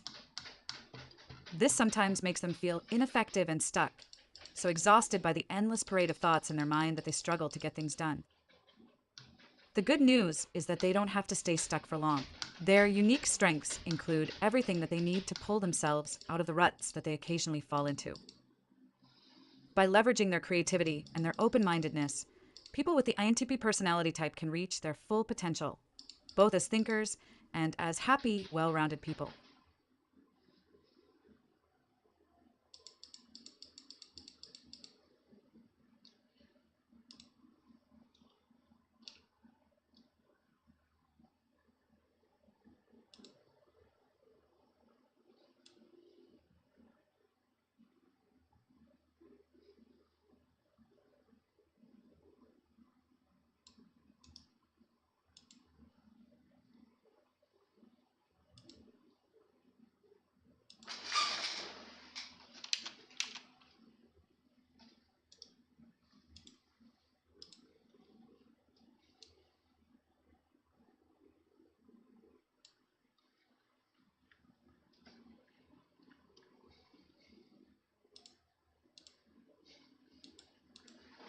Each personality type has 4 cognitive functions. Functions put language to the way they process information and make decisions, and their order is based on personal preferences. Thinking and feeling are used to make decisions, while intuition and sensing are used to process information. Each type is referred to by their top 2 functions. Internal functions are the ones you use in your head, and external functions are the ones you use to interact with the world around you. The Tynes functions are as follows. 1. T. Internal thinking. Tines use T to make decisions based on logical analysis done over time in their heads. T is the reason they prize rationality and objectivity. It also drives their insatiable thirst for knowledge and learning. Because it is their strongest preference, the functions below are said to serve the T. This just means that the T way of doing things gets priority most of the time. 2. No external intuition. Is the main way Tines take in information. It means they use their intuition to find patterns, underlying principles and ideas, to construct theories and frameworks, and to form connections as they talk, write, or create. It can make them seem quite rambly, at times, as they can jump from topic to topic based on the connections they're making in the moment, rather than following a more linear path of conversation. 3. C. Internal sensing. C is the Tines' third function, and it allows them to store all the interesting facts and knowledge they gather in their brain in an organized way for future reference. C also makes the T-led internal world fairly structured and detailed in its analysis, and can often lead to a very strong sense of internal stability, which can come across as arrogance to others. While they can jump from topic to topic in conversation, internally their thought patterns are more linear. For Tines in particular, their C drives them to have a high need for precise language, and they can often articulate themselves very well when they want to. As they get older, their thought processes get faster. After some time, they will likely not need to consciously think through every step in a thought process unless they're taking on a very novel problem or task. 4. Fey, external feeling. Fey is the Tines' last function. As a last function, it is inherently not as strong as the other functions, and the Tine generally prefers to only use it where necessary, rather than using to make all their decisions. Fey is the Tines' humanitarian side. It causes them to want to use their intelligence and creative. Fey is the Tines' humanitarian side. It causes them to want to use their intelligence and creative problem solving to help others and fix the world in some way. Having Fey last means that Tines often start out life being less aware If we of. encounter a player killer, we'd be fun trying to tank him, as I've flawlessly done many times and survived with my cash stack. You just gotta prayer flick Optimally, and especially with melee, right? Because they can hit for a random 50 and then you're dead. Having Fey It's more last important than means eating that Tines sometimes. often start out life being less aware of and equipped to deal with You can feelings one than tick other types. 3 Even though it's food last, items a here, healthy crab Tine will learn ones, to and develop all of their Sardovan functions brews. over time so they can use them as needed. Internal world. T is the function which best lends itself to in-depth logical analysis. It is primarily concerned with solving problems and finding answers, and often prides itself in its ability to be detached from situations in order to be as objective as possible. T-types are more likely than others to be able to literally shut out emotions and bodily sensations in order to enjoy objectivity. They often do this when problem solving, meeting a new person, starting a new activity, or arguing using reason. T is primarily concerned with learning, not just gaining knowledge, but understanding complex things in a deep way. Tines see the possibilities available using that. Pick things apart into their smallest components so that each detail can be stored using C, and then apply this information across a variety of situations using that. T differs from Te, external thinking, in that it doesn't make near instantaneous executive decisions. It needs time, could be days, weeks, or decades, depending on how complex the topic is, to fully understand things and make decisions about them. This is because T-dominant types have a need to explore something in depth before they feel comfortable coming to a conclusion about it. Tines need to withdraw from the world often in order to process all of their observations. They often spend a significant amount of time searching for cognitive biases within them. Both introverted thinking and introverted feelings take time to decide about things. They often spend a significant amount of time searching for cognitive biases within themselves so they can remove them and It's therefore not be true more for objective in their sensing. analyses. Every T-dominant person grows at their own pace, and being T doesn't guarantee that you're a genius, but at some level, nearly every T-dom has an impatience for stupidity. More mature T-doms have usually altered their personal definition of stupidity at least a Intuition handful of times throughout their life to allow grace and understanding for those who faster. are inherently different from them. This differs from immature T, which commonly regards those who can't operate in a strong T-driven way as simply inferior. Unsurprisingly, this kind of attitude usually comes across as arrogance to others. Yeah, simply viewing people as inferior based on your strengths is a sign of immaturity, and maybe not having been filled with the recognition or that you feel you deserve, which is probably pretty reasonable.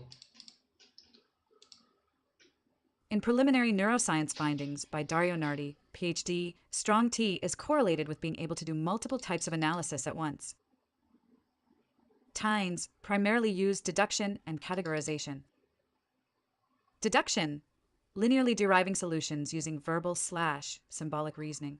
For example, if A equals B and B equals C, then A equals C.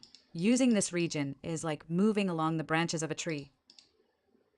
Categorizing and defining concepts in a holistic way using a best fit process.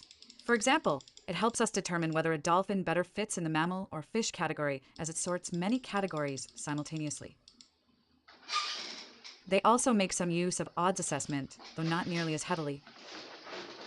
Odds assessment holistically weighing numerous pros and cons of many uncertain or risky factors or opinions at once to arrive at a single result. For example, how are the odds when you play a particular betting game?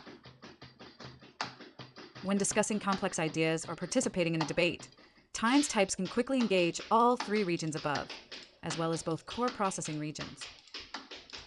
The first provides reasons for things, decides between options, and detects errors, while the other keeps track of where in the process of thinking they are. T paired with C can be especially calculating or even cold at times. Together, T and C form a library of knowledge. This library is regularly accessed and processed in a way that reflects classic critical thinking and programming languages. It sees things as being made up of billions of simple binaries, 1 or 0, correct or incorrect, true or false. This natural skill for logic is why a Tyne can feel uncomfortable with other types claiming to be rational. Rationality is Tyne's thing, and they like when it's recognized and appreciated. This doesn't mean they're always right, but you can be damn well sure that if they make a claim, they've likely done extensive research to back it up. C allows Tynes to compartmentalize and divide up the data they gather into segments and boxes based on the topics the data is relevant to. C enjoys having data that is broken down into its smallest, most simplified parts. Because T decides what is interesting or important and what's not, all the irrelevant details that are no longer needed can be let go of and forgotten, while the useful data is saved for later. This can carry over into the Tyne's personal life, meaning that even the people they know get broken down into pieces of information. It's important that the Tyne has and makes use of their Fae and relationships to ensure that they don't simply become cold and analytical of the people they love. An example of this, because T-types can gather the key points of what someone is saying very quickly, and C stores away any pertinent data as soon as it hears it, Tyne types may simply stop listening after they feel they understand what the other person is saying. However, actually listening, even after the core information seems to be gathered, can be far more beneficial to the relationship as it makes the other person feel good. External world. Generally speaking, T operates over time, privately in one's head. It uses it to take in all sorts of observations and then has C store anything interesting so that T can reference it later. The T/C library of knowledge is available for the net at any moment, so it can take 10 to 100 pieces of information to compose a principle, framework, idea, or thought. And it prefers to learn as much as it can from others' experiences in order to make fewer mistakes and to not waste time reinventing the wheel. And it wants to do something new, so it has to keep a close watch on what's already been done. It is abstract and oriented towards theories, patterns, frameworks, and principles. This drives C to fit the data it gathers into theories and principles that the Tyne can use to understand the world better. Tynes have a world of theories that are swirling around at any given time, and it's important for them to have time alone in order to develop them. Their best ideas will usually come when they have a sense of inner peace and enough input. Many Tynes find mindfulness, meditation, or another form of intentional relaxation to be useful for obtaining peace. As far as input goes, learning interesting things or having an intellectual conversation with someone are safe bets. For the ideas that have had some time to percolate, For the ideas that percolate have had some time to percolate, the like a time needs to smoothie. have places for output. Whether it's writing, speaking, teaching, building, designing, or something else, Let's look up the it's interesting important to have space to exact string together definition. the things they've studied in a unique way. Exactly like a smoothie. This can also help them to refine and perfect the expression of their ideas. Coffee. While they may feel like they understand something fully in their head, and they often make great teachers, they may not be as adept at explaining things to others without previous practice. And it loves novelty. It is always looking for a new shiny puzzle to solve or a new thing to learn about, because it can get easily bored with something after reaching a basic level of competence. Many times end up becoming polymaths. However, they often have one or two things that remain as a thread throughout their lives, the couple things they have never found boring. It's likely they will eventually become an expert in these areas if they don't lapse for too long in their study or practice of them. And it is all about ideas, possibilities, and the future. It is less about what is or the current moment. This can make it tough for Tines to savor the moment and to celebrate their successes. Therein means they are always able to see what they need to do next, and their T and C show them what they could have done better. Because Tines have C as their third function, many of them struggle with some level of sensory overload, although they can put up their walls and You detach from the congratulate outside the world person more on than their most. Things like excessively semester loud or bright environments or vacation. uncomfortable clothes can put them over the Semester. edge. As the Tines' last function is their Fey external feeling, environments that are charged with a lot of emotion or full of people can also be highly stressful. Hej Anders. Fey, the Tines' last Nu har du haft function, semester can be några their dagar. biggest challenge and Achilles heel. Prizing objective logic and rational analysis above all Jaha, means men that hur their känns det? relationships Hur can känns suffer det? without a lot of intentional effort put into developing this side of them. Fey is Jag tyckte du altruistic sa till and mig is att du hade satisfied when fått it can börjat care for semester others innan. in meaningful ways. Being Fey sometimes means that Tines can struggle to say no when asked for help by someone they love. And it can also pair with Fey to help the Tine Ja. adapt to each moment. T and C keep track of the data they Okay. collect in social interaction. And Fey pulls on that data to follow and act on the patterns they observe as far as what is Men du deemed behöver inte jobba. acceptable and appropriate. Är du sugen på, kolla på Tines film can be efter vi so varit good hos at this Carolina that they are kanske? commonly deemed chameleons. The danger in this is that the Tine can adapt so well to others that Okej, they're vi not ger able to be ger themselves. upp på dieten nu. This makes it a Nej, jag huge skojar. relief for Tines to find other Tines or netties to hang out with, as they can set aside all the normal, expected social behaviors in each other's company. Svårt att äta pannkaka på Some Tines can be diet. prone to get into debates because they like to question what other people think in order to deepen their understanding and get to the heart of matters. Those who like it usually debate in order to work through their own ideas Ja. and refine their understand of the topic by taking it outside their heads and into the real world. Ja.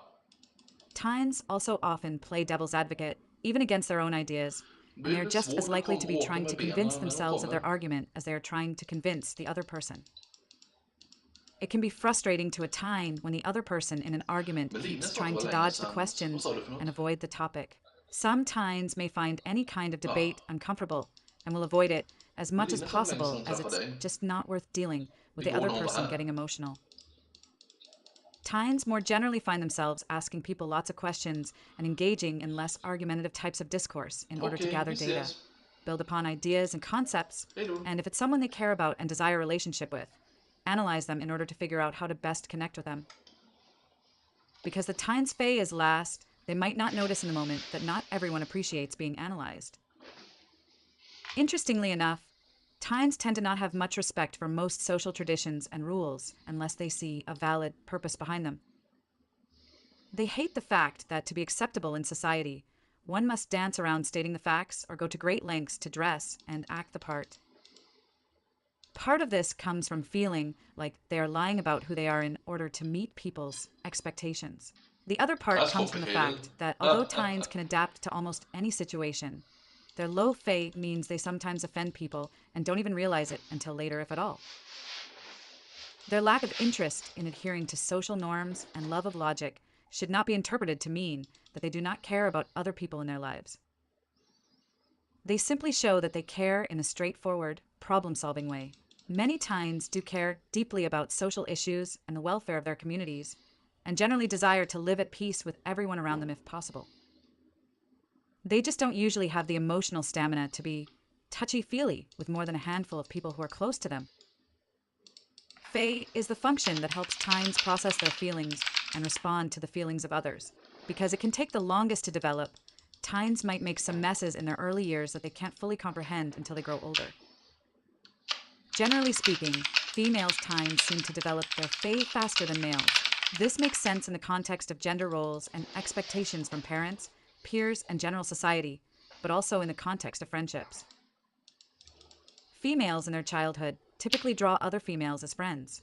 Because most females are more into their feelings, the female Tine may have to figure out quite quickly how to adapt and respond appropriately when a friend is having a bad day or when there is a breakdown in communication in the relationship. Male Tines, on the other hand, may not have the same pressure from their parents and friends to be empathetic the way females are expected to be. For the Tine themselves, their experiences with emotion in childhood can be a little scary. Their emotions are typically expressed as a sudden, in-the-moment way, and they can be very hard to pin down.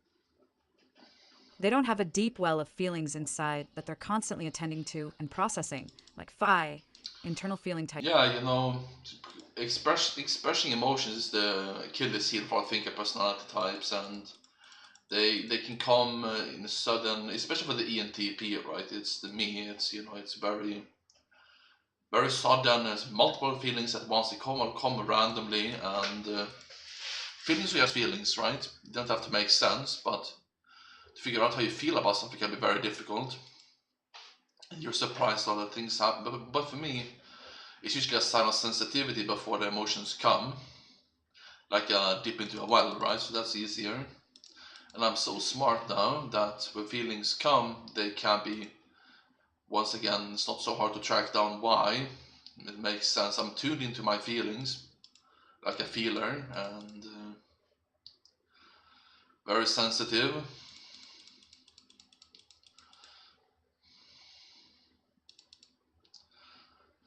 You can become you're a genius, and so you can become very sensitive and sensitive about certain topics like animal welfare and rights, and can get extremely sad when someone steps on your bunny. Why did they do that? It's just so wrong in a fundamental way.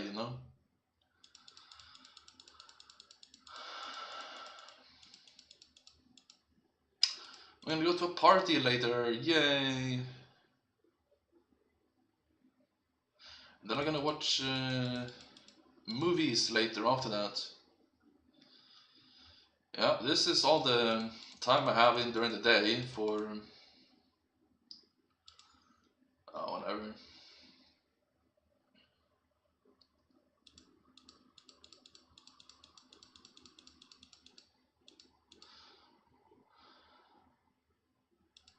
I have very high emotional intelligence as well. Who knew, right? Top 9, top 10%, top 90.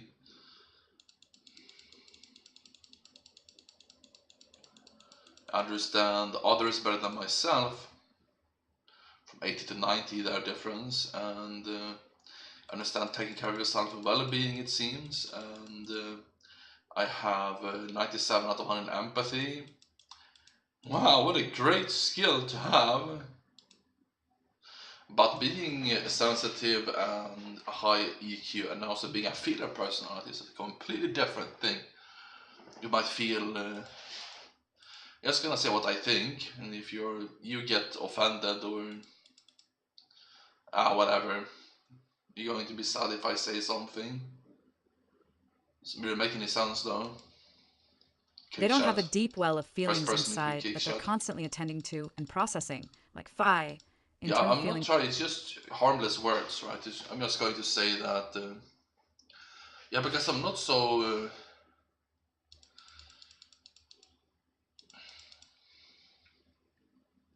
I forget, but.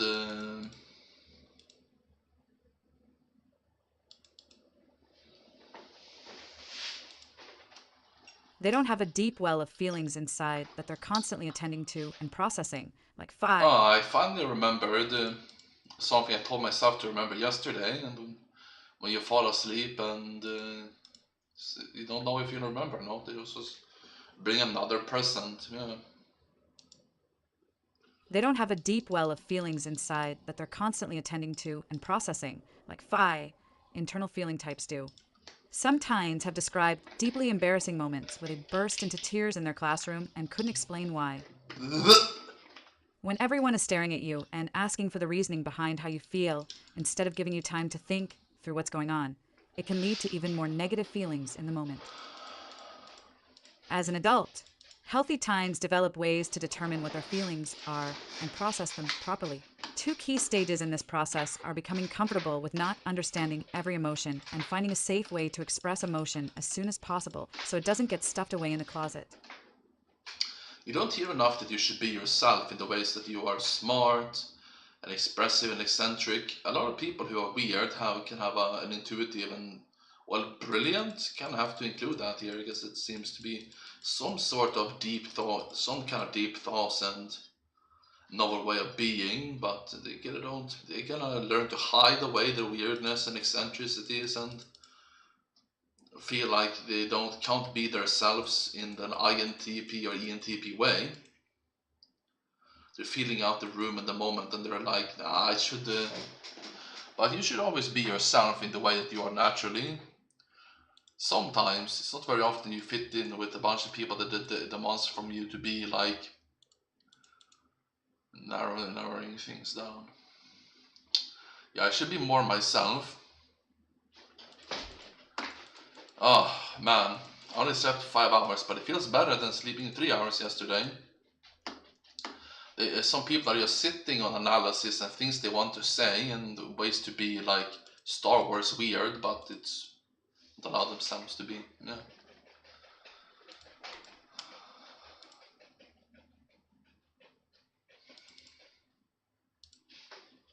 As an adult, healthy teens develop ways to determine what their feelings are and process them properly.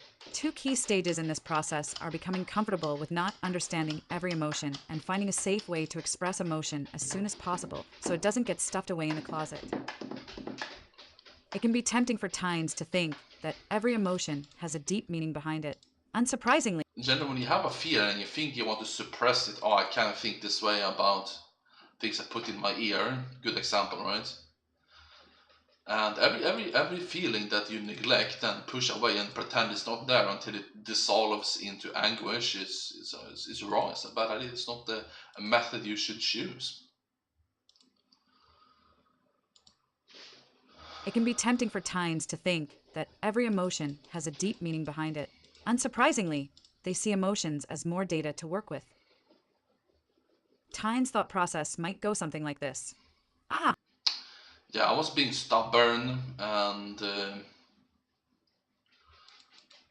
decided I want to sleep some more today. 3 hours is not enough, and I wallowed and turned until I fell asleep again. I win.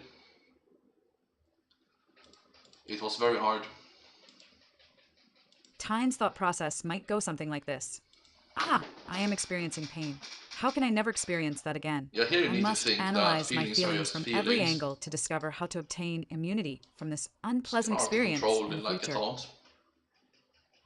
Unfortunately, this can lead to them taking all their feelings inside to pick them apart instead of just letting them be. Trying to analyze it in the moment is a bit like trying to drive to the store to get painkillers when you have a killer migraine. It's incredibly frustrating and debilitating to try and fix the problem when you're in the middle of it.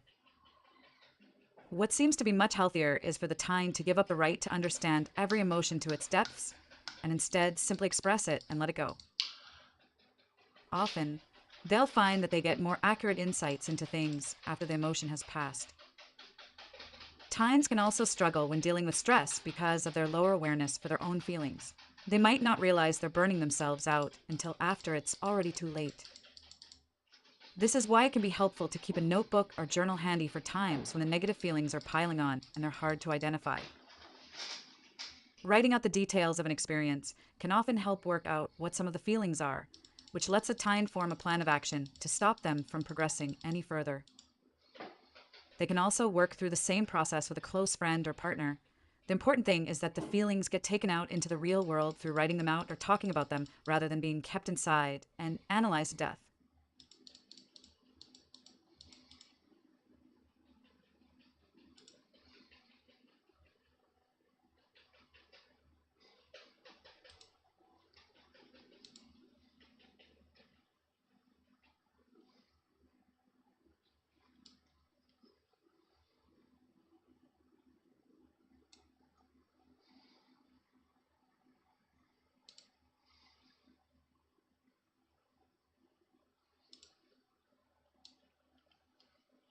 Yay!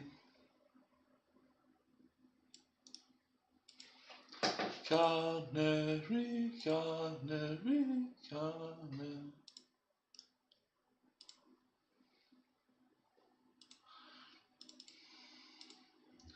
This is fun, right?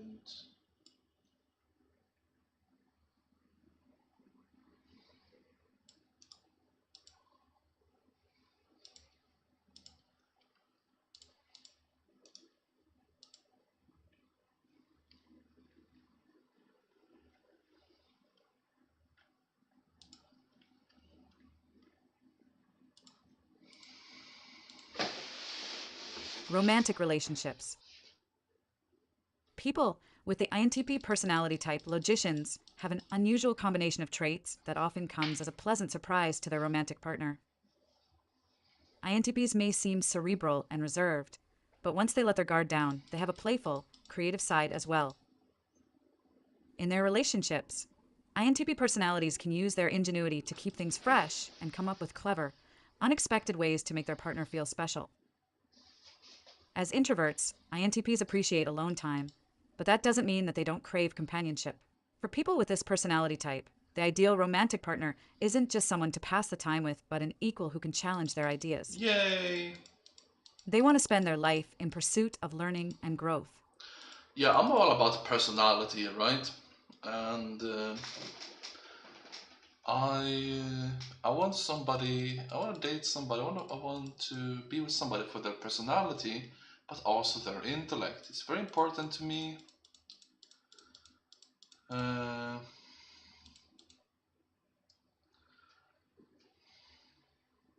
it's pretty easy to understand.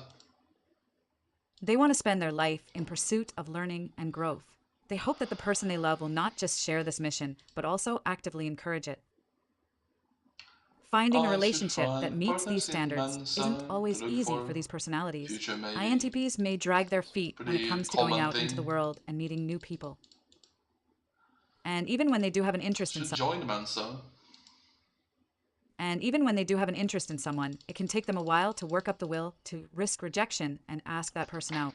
Being the center of attention in an emotionally delicate situation. Yeah, rejection comes to you no matter what you do, right? You go against hot blondes or smashing blondes, or you go against people you have a fair chance. They're like, no, I don't want any now, and it just happens. Rejection happens, so you don't fear it. Just see if it happens or not.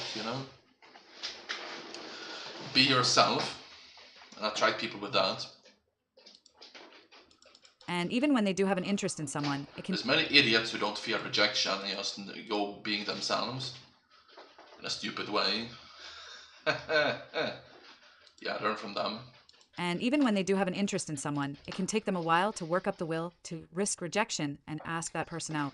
Being the center of attention in an emotionally delicate situation isn't easy for anyone, but especially not for INTPs. A genuine connection. Navigating the world of romance can be a puzzling and unpredictable endeavor for people with this personality type. INTP personalities approach their romantic relationships much like they approach intellectual problems, with analysis, curiosity, and a desire to understand the underlying mechanisms. For them, a partner is not just a romantic interest, but also a fascinating subject of study, an enigma full of complexities waiting to be unraveled. INTPs take their romantic relationships seriously, but they don't tend to stress about traditional labels and other dating formalities. When they finally meet a partner who they connect with on a real level, someone whose mind they respect and whose company they enjoy, these personalities move forward at their own pace and in their own unique style. Even early in the dating phase, INTPs are unusually direct and honest. They don't see the point of playing games, and while they can be quiet, they aren't coy. People with this personality type rarely filter their opinions, and they encourage their partner to be frank with them as well. For many of these individuals, being upfront isn't a sign of rudeness or bad manners. Instead, it's a point of pride, not to mention a way to avoid misunderstandings. As their relationships progress, their daily needs prove simple. Gifts, surprises, complex social plans, and elaborate date nights are all fairly unimportant to INTPs. Unfortunately, if their partner does want these things, it may not even occur to people with this type to plan them out. These personalities may need to put special Yeah. effort and attention into learning how to express their affection in a way that resonates with their significant other.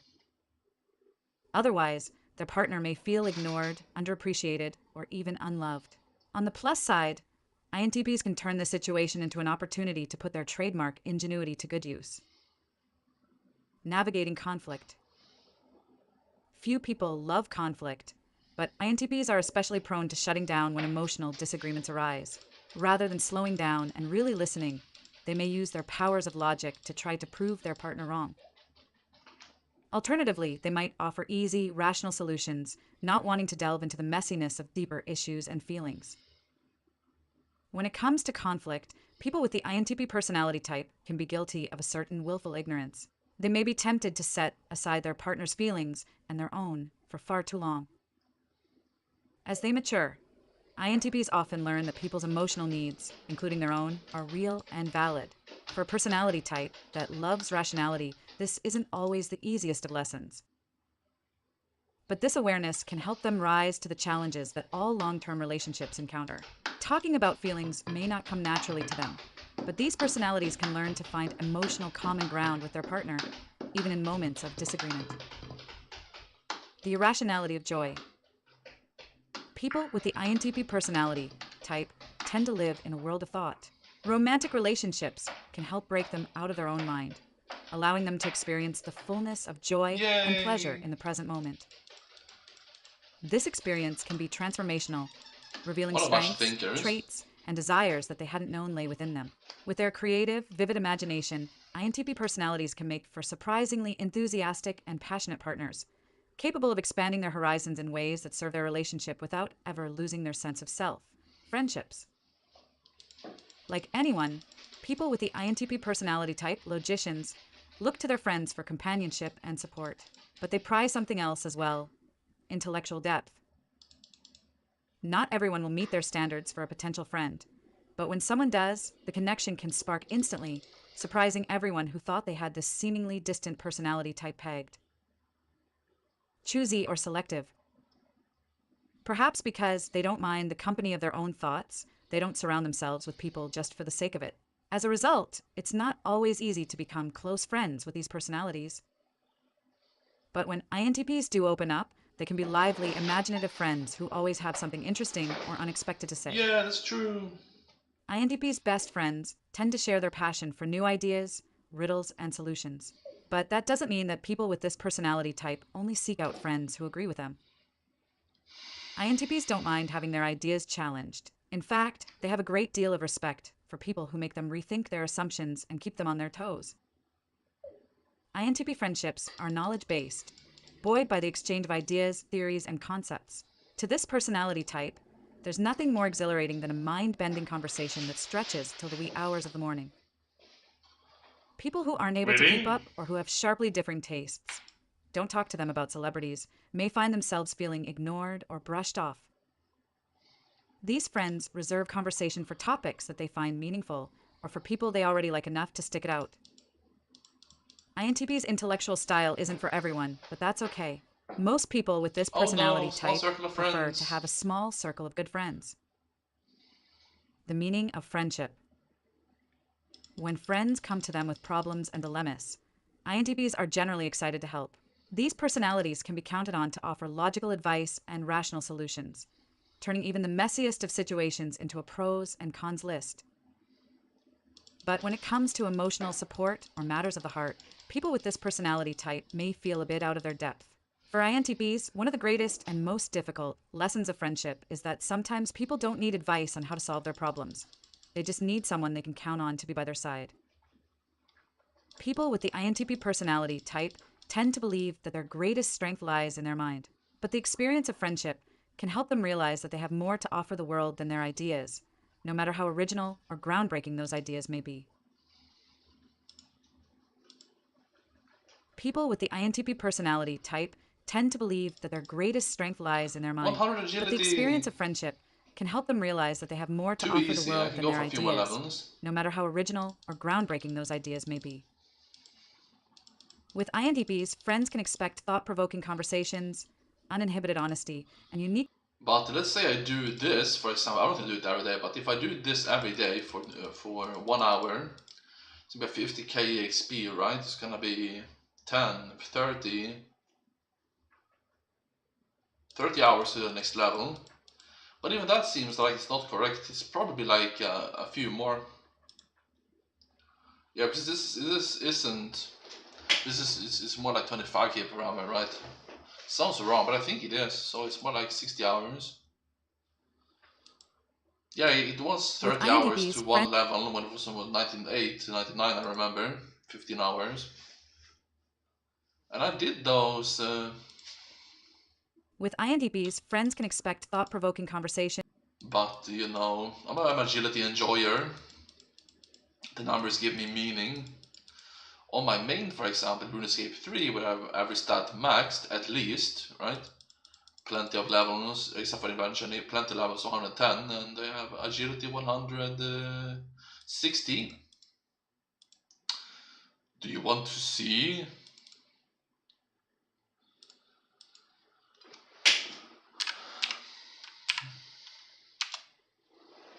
Canary, can.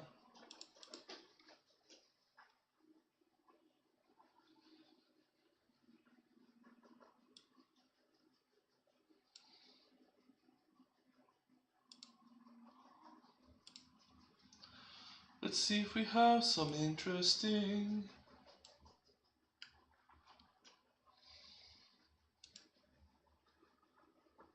Well, I won't do more levels, but look at this bunny! Yay!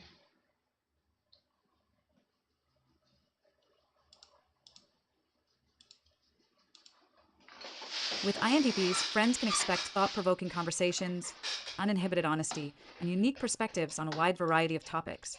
Their friendships, though few, are deeply cherished and cultivated. Big part of me is just going into things and pivoting on the different things. I have so much energy, you know, mental energy. I can go, oh, let's do this let's learn about things for an hour, then 2 hours, and then just a little break, 20 minutes maybe, then 50 minutes to reassess what I want to do, and looking going in a different direction. But then I can go at it again. Yeah, sometimes I do. This is pretty impressive, right? I learn a language like Italian, and then I play some chess, and then I listen to an audiobook. A bad example. You know, I do stuff like practice an instrument, and so I did that for like 4 or 5 hours. It's constantly learning, you know. A lot of people are gotten bored from learning math in 20 minutes, you know.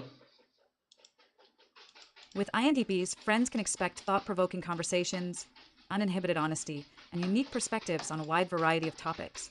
Their friendships, though few, are deeply cherished and cultivated with a lot of thought and care.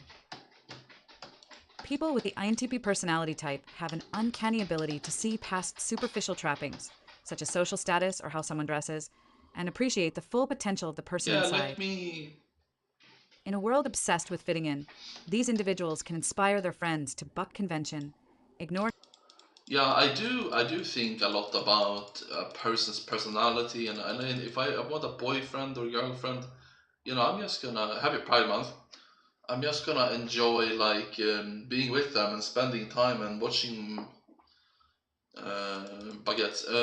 You know, I'm gonna do something like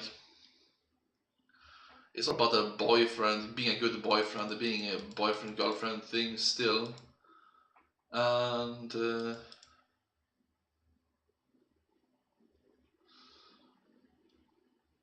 But the thing is that we do, when we allow ourselves to be reasonable, we do expect a lot of things. Let's say I want to move into with somebody, then I'm gonna start counting how financially secure they are, if they have a job or not, you know. If they are mentally stable and if they're a smoker or not, and there's just so many things, right? I expect a certain standard to be reasonable for myself, you know. And I guess I try to be the same as well.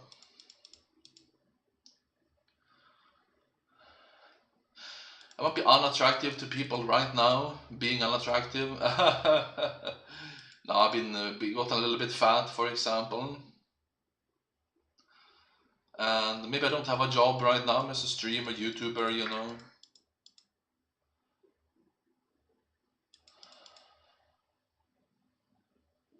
Anything else? Well, that's enough, you know. People can judge you. Some people can judge you quite a lot. There's definitely people do it too much, right? You think that a date or a part is a balancing of realistic things, how good they are at life, or successful, or how normal the path has been.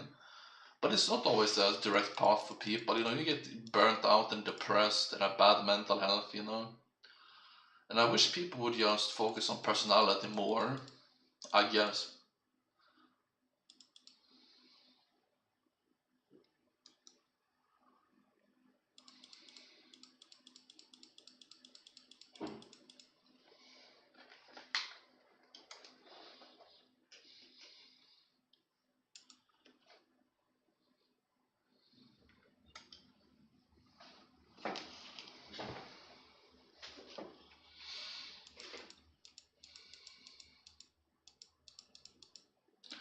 Maybe I have. In a world obsessed with fitting in, these individuals can inspire their friends to buck convention, ignore trends, and find their unique voices. Yeah, that's right.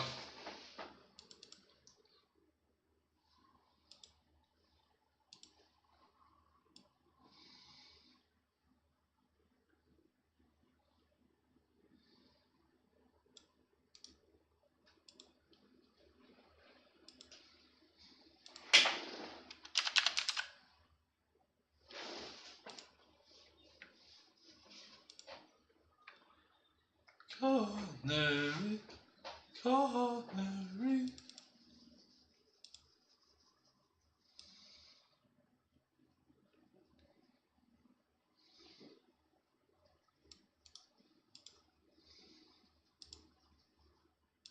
Unlock your.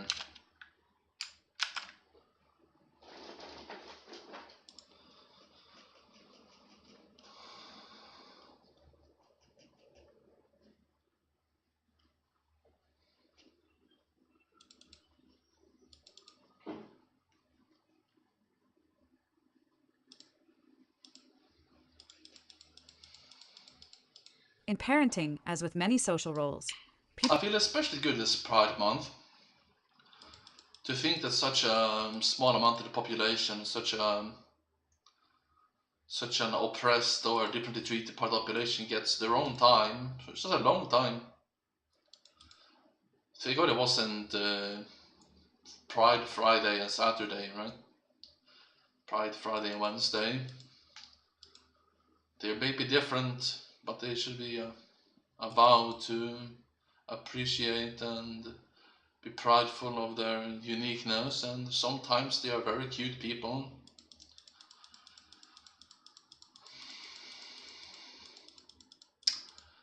It's quickly in Twitch chat though, or on a streaming service, or YouTube, or in many different places, you encounter the fact that, if I may say so, thinking first about Twitch chat there, that they just you have people who disapprove, right? They have some grumpy opinion about Pride Month as soon as somebody says Happy Pride Month, right? And it shows that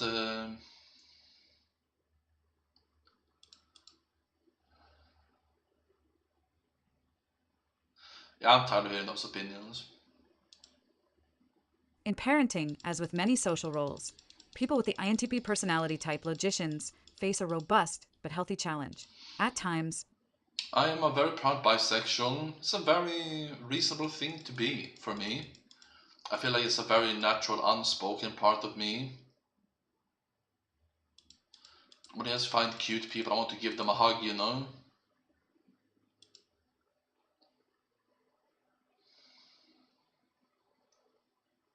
Endear and embellishment.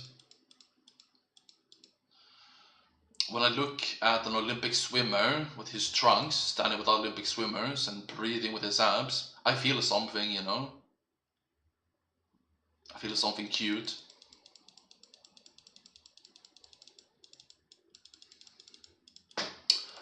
too bad I'm not the bodybuilder rabbit anymore. Well, I am still going to the gym. I'm still getting better. It's just that there's too much fat over the muscles, right? Yeah, I did 150 sit-ups without taking a break on stream recently. And also 70 squats without taking a break, which is like, well, I don't know, there was a lot of lactic milk acid there for sure. I am fat, but I am very powerful. A lot of people think that they are fat and powerful, but I am actually very powerful. Just like I am healthy on the inside.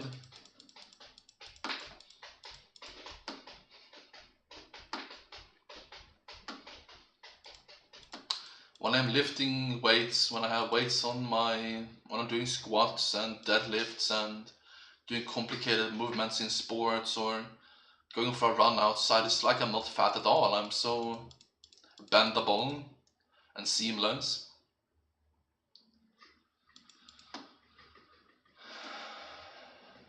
And we lost. In parenting, as with many social roles, people with the INTP personality type logicians face a robust but healthy Well, challenge. I guess a lot of fat people get powerful because they gain weight and muscle at the same time. Yeah. In parenting, as with many social roles, people with the INTP personality type logicians. There was somebody who was bulked up 15 kilos maybe, and he doubled the amount of power he had on his shoulders doing shoulder exercises, and his squat increased 50%, and it was his bench grew 50%. That's a bulking done right. It's an interesting concept, and I know something for a fact that just going up 2 kilos a month can significantly increase the amount of muscle you get.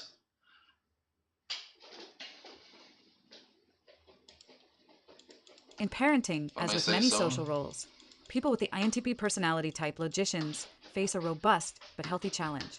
At times, they may be baffled by their children's messy, irrational, and ever-changing, but completely natural emotions.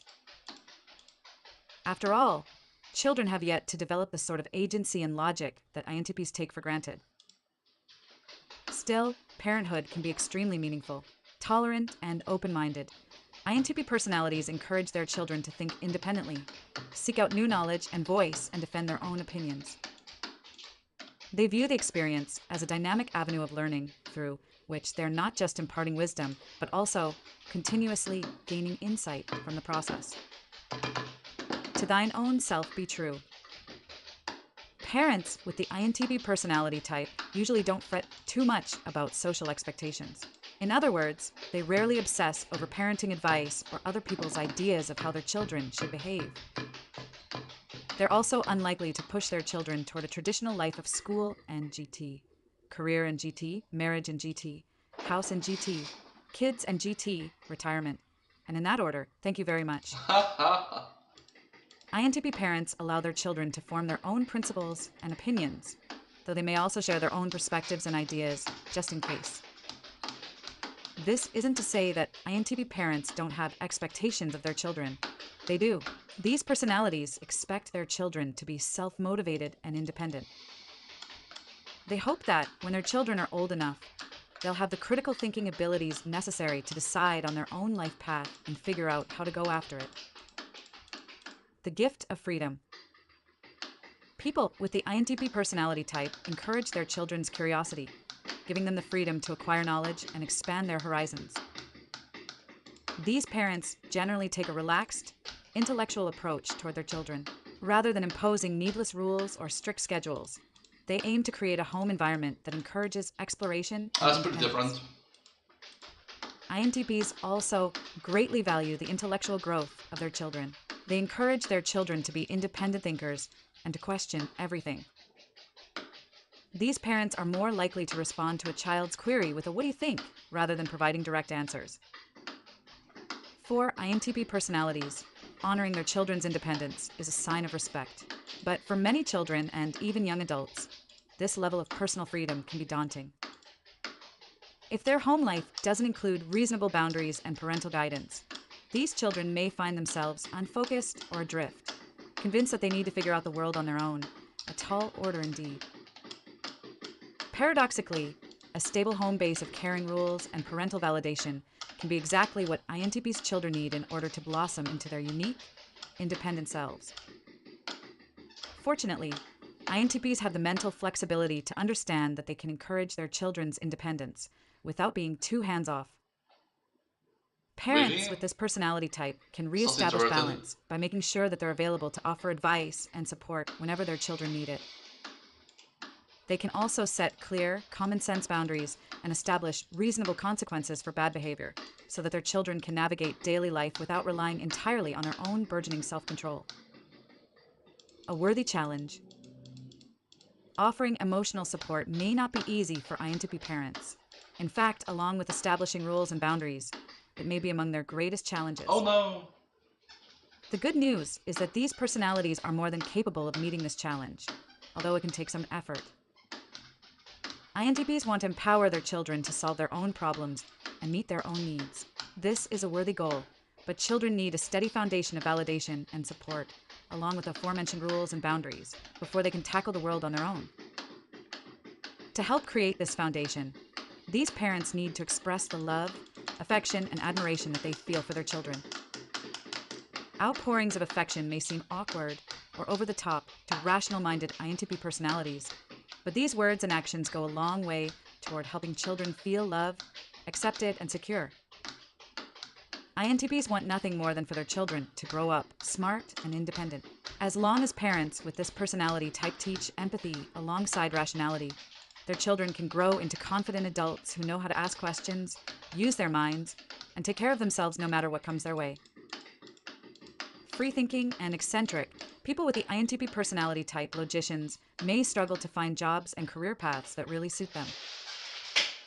They are quirky personalities with unique perspectives on the world, and few work environments are designed with them in mind. But with a little ingenuity, INTPs can find work that takes full advantage of their strengths, including creativity, a passion for ideas, and an innovative spirit. These qualities, like so many things about this personality type, are rare. As a result, they can, with a little effort, find ways to stand out in a wide range of fields. Called to explore. INTPs long for exploration, but not in any conventional way. They find themselves drawn to the realms of theories and ideas, eager to delve beneath the surface of everyday life and investigate the mysteries of the universe. Working on a new concept or solving a complex problem is the equivalent of a career high for people with the INTP personality type, as are roles that allow them the freedom to work independently and flexibly, often at unusual hours. With their curious spirits, these individuals can find the beauty in concepts that might make others' eyes glaze over. The INTP personality type is well represented among mathematicians, analysts, researchers, and scientists, particularly in more abstract fields such as physics. Yeah. Jobs in engineering and technology can also be a match, especially if they allow room for creativity. INTPs would much... Jobs in engineering and technology can also be a match, especially if they allow room for creativity. INTPs would much rather pioneer new approaches than spend their days implementing someone else's work. That said, the best jobs for these personalities aren't limited to technical fields. INTP's talent for analysis and research can be invaluable in pretty much any line of work, and they have the flexibility to shine even in careers that might not seem like an obvious match. Any job that allows these individuals to invent or experiment with new processes, from teaching to management to merchandising, can give them endless gratification. Deeper motivations. At times, these personalities may be difficult for their colleagues to understand. Unlike many personality types, INTPs aren't motivated by a desire to impress their boss, be accepted by their coworkers, or get a fancy new job title. Nice. In fact, they're often turned off by things that motivate other workers, such as team-building exercises, water cooler chit-chat, check-in meetings, or motivational speeches from managers. Yeah, me too. Instead, people with this personality type are driven by their own curiosity and their own high standards for themselves. For INTPs, good enough is rarely good enough, and they'd hate to be called average or, even worse, mediocre. But they aren't hardworking just for the sake of it, and not every task captures their attention equally. At times, these personalities might ignore routine or administrative work in favor of pursuits that they consider more engaging or important. All INTPs really want is to immerse themselves in an interesting project, and they tend to get annoyed by anything that interrupts this focus. Yes, the INTP is smart, and they are the most classically logical. I don't know. What can I say? They are definitely, you know them at this point. They are nerds, but would you rather be an INTP or an ENTP? I think an INTP is much more fun. They have so many extra things outside being just smart, and it goes for a fun, exciting, and diverse. It's just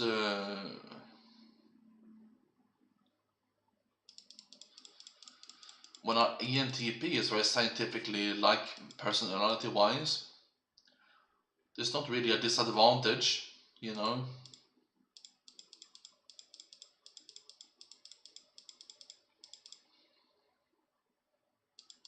If I may say so, it's just harmless words. I've had taken personality type quizzes where I get a lot of the INTP's introverted thinking, which is one of my traits. The second one, I get it very high, as much as my second or first one. First one. Showing that I do think very scientifically about things, and yeah, there's many different great parts to being an ENTP. I think it's very enjoyable.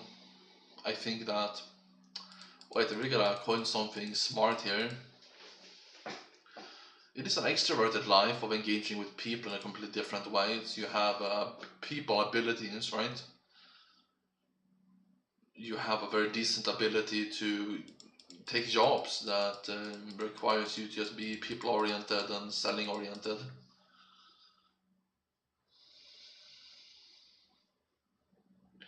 It seems like the working world isn't really designed for thinker personality types. It's designed for sentinel types and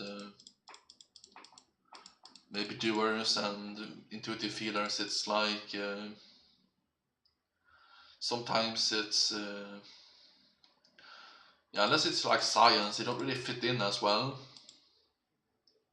And they're talking about diversification and proactive management speeches. Just goes over their head. It doesn't feel important. It doesn't feel like it's actually important, you know.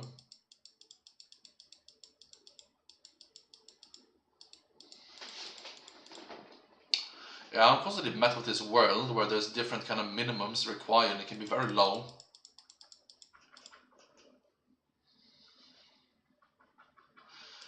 The ENTP is one of the most creative, and it's very fun.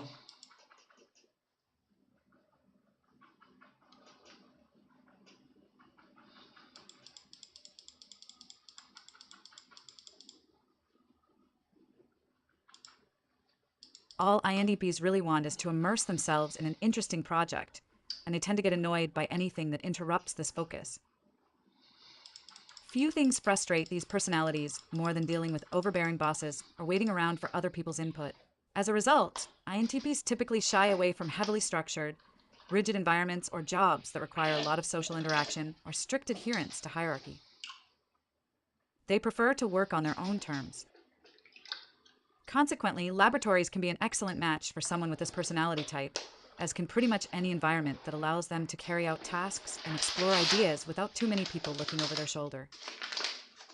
Alternatively, many INTPs maintain a sense of flexibility and independence by going the self-employed route, offering their services as consultants and freelancers. Social cues. Nearly every job posting these days requests candidates with strong people skills. INTPs might argue that people skills are overrated, and given how many fields are being revolutionized by AI, data, and automation, they may have a point. Increasingly, employers need people like INTPs who can understand complex systems and think critically. Where Yay! INTPs rarely thrive More is in smoothie, more pure workplaces that fiber. require them to provide a high degree Lowering of my blood sugar. emotional Oh shit, satisfaction. there's somebody there. That said, people with this personality type are nothing if not adaptable, Because I've and seen they this can guy absolutely before. succeed in people-oriented positions. Let's escape.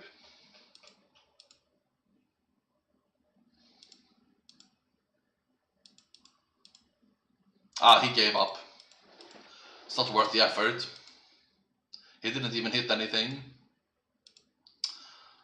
Alright, I'm gonna go for... That guy seems to be summoned here because of my something. Let's go for a few more laps then. But then, yeah, I think it's enough. I thought it was a good idea to put on the Odin's Bulwark. People... I mean, I even tire myself killing people with this item. It's too strong. Where INTPs rarely thrive is in workplaces that require them to provide a high degree of emotional satisfaction. That said, people with this personality type are nothing if not adaptable, and they can absolutely succeed in people-oriented positions. In these roles, they may need to keep their mind engaged by experimenting with... It's good that you chose to be cool, chat. I'm just making content. Wilderness content's important. Sometimes you gotta make content like that. In these roles, they may need to keep their mind engaged by experimenting with new, more effective ways of serving their customers. INTP personalities may be tempted to steer clear of careers that involve social interaction, but they often find that success in any field requires at least some amount of collaborating with other people. If people with this personality type tell themselves that they can't handle jobs with a social element, then they're selling themselves short. As problem solvers and forward thinkers, they're invaluable in any roles where clear, innovative thinking is needed. So long as INTP personalities manage to smile and shake hands just long enough to prove their skills, they often find that their incisiveness and creativity are in high demand.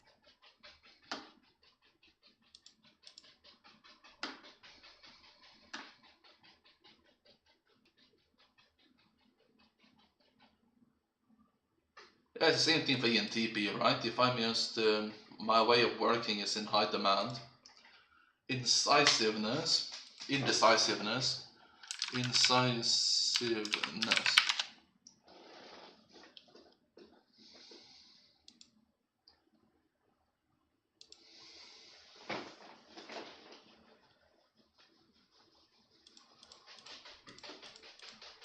I'm pretty good at that.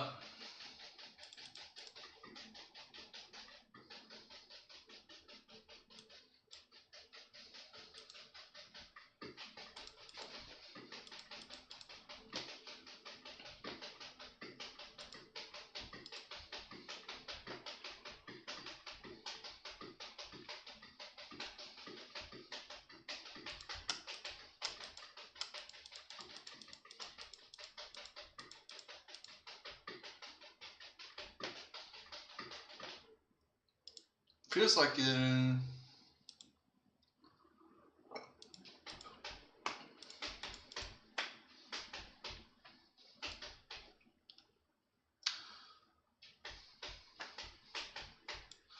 Man, I love smart women, and I love these women who are scientists and express themselves in this chemist kind of way, right? Seem to be able to tell me that I'm not doing a good enough job scientifically. What? Why do you say that? It's not true.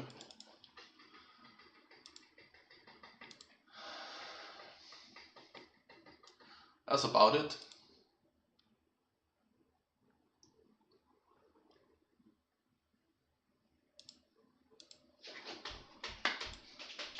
For people with the INTP personality type, logicians, the ingredients for workplace satisfaction are fairly simple, at least on paper. INTPs crave intellectual stimulation, freedom to pursue their ideas, and opportunities to solve challenging puzzles. And if they can fulfill these needs with minimal social obligations and humdrum administrative tasks, even better. Though some people with this personality type may scoff at the notion, they often do their best work in collaboration with others. INTPs tend to live in their heads, coming up with thoughts and insights faster than they know what to do with them. They may sometimes feel irritated when managers or coworkers force them to slow down and figure out how to implement their ideas. But in the long term, such colleagues can be the secret to INTP success. INTP subordinates. Under the right conditions, INTP employees are innovative and resourceful. easily wrapping their mind around whatever complex problems are placed in front of them. Their distinct ability to immerse themselves in tasks and their knack for conceptualizing innovative solutions can make them invaluable assets to their workplace.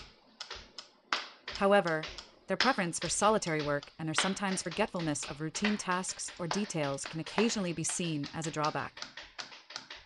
In work environments that limit their independence or force them to do grunt work, people with the INTP personality type may lose motivation quickly. INTPs are often tempted to put off tasks that seem boring or beneath them. But until they pay their dues by doing these tasks, their bosses probably won't grant them the freedom and latitude that they crave. Although people with this personality type might wish that they could just skip ahead to the interesting stuff, they need to prove themselves to their managers first. There's good news, though. Their time at the bottom of the job ladder can actually help them build new skills and habits that will help them succeed later on. These personalities have many Yeah, strengths. that's what we need to appreciate and talk more about the benefits of being a worker at the bottom. When you start out, it's supposed to be such a, you know, everyone starts out at the bottom in the career path, right? Don't have to be so discrediting.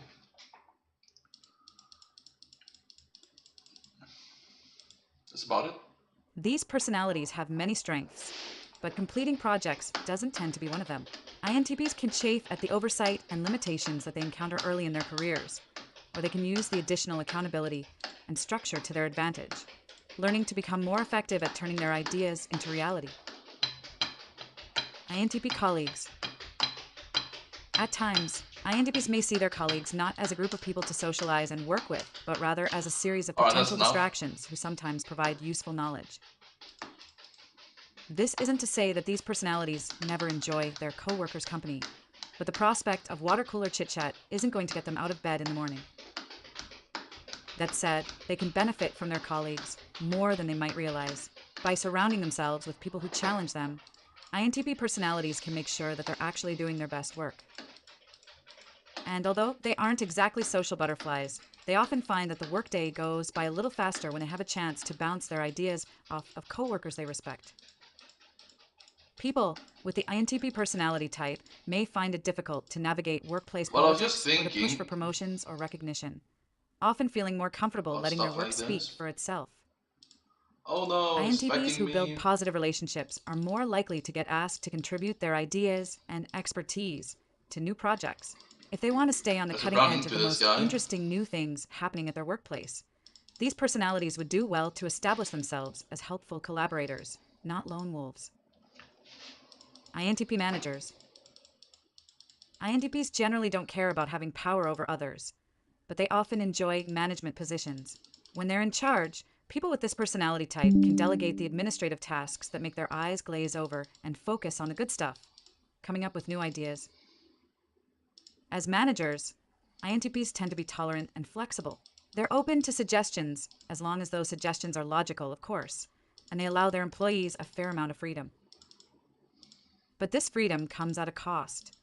INTP managers have high standards, and they expect others to grasp their insights instantly and provide their own in equal measure. Bosses with this personality type can have a reputation for being exacting. They quickly pick up on discrepancies in their employees' work, and they may not hold back when it comes to doling out negative feedback. As they gain experience, INTP managers often discover that balancing criticism with praise and encouragement allows their team to enjoy higher morale and, just as importantly, better results. Oh my god, it teleblocked me. I didn't expect that.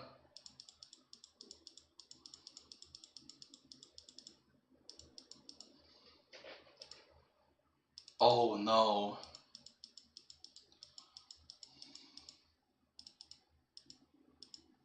Where am I gonna run to now, chat?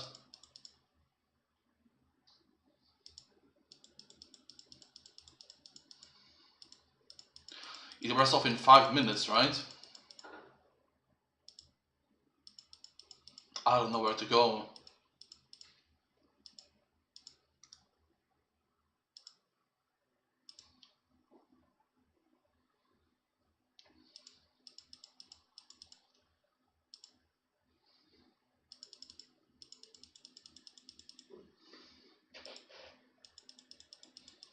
I ran all my 2 mil. No.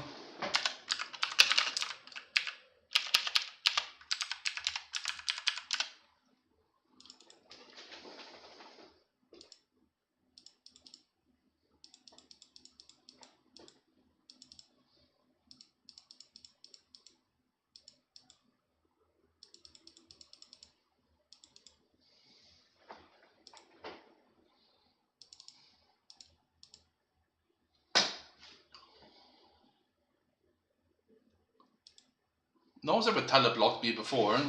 There. Just ran into a guy. And I was like, yeah, let's not be greedy. Let's go now, huh? Wow, that's so sad.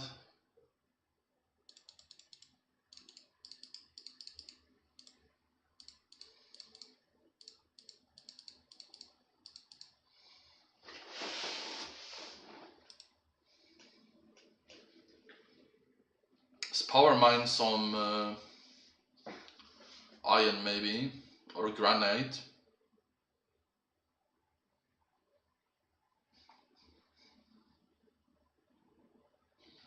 Let's go for a fast mining method.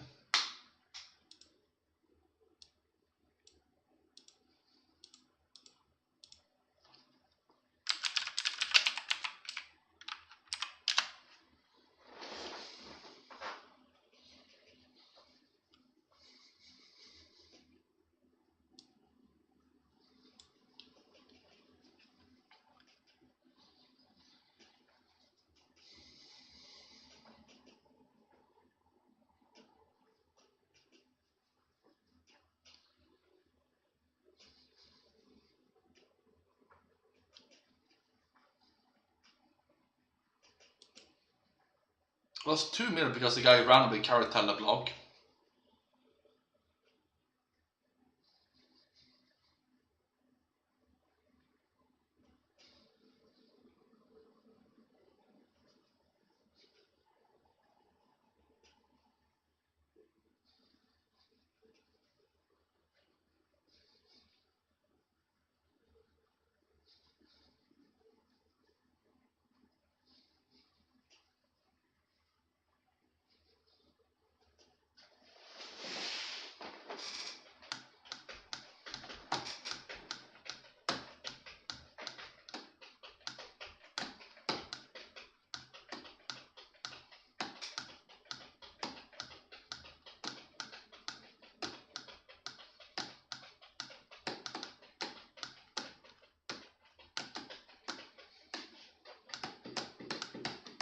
It's not fast enough. It's not worth doing something as a model load mine.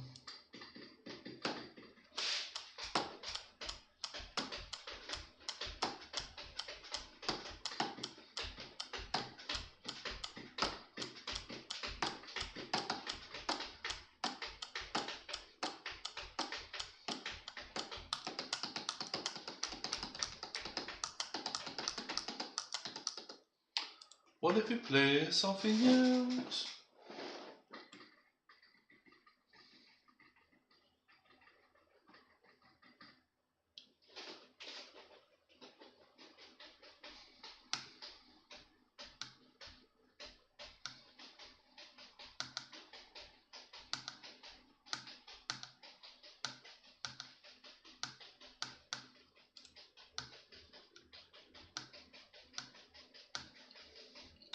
Let's slay this fire.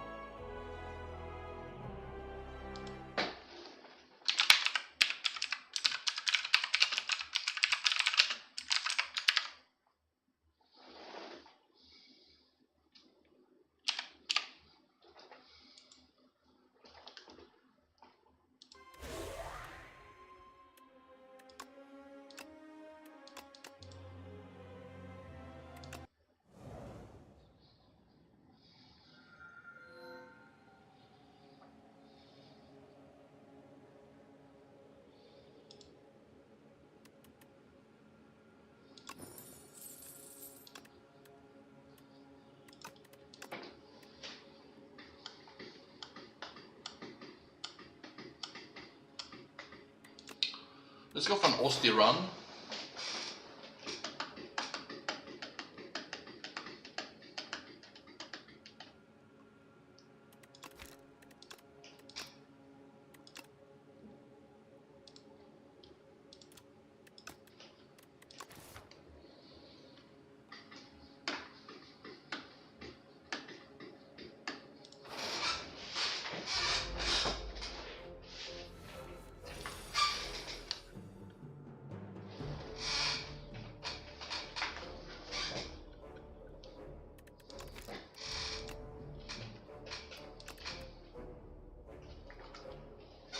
Yeah, seriously, you should not care about me going from 4 to 5 or 7 or 8 here. This is like a conspiracy from... Why should you ever care about that for any reason? It's nothing. Can't say that it matters. Doesn't mean anything. Oh, he only has the book. No, I have many things.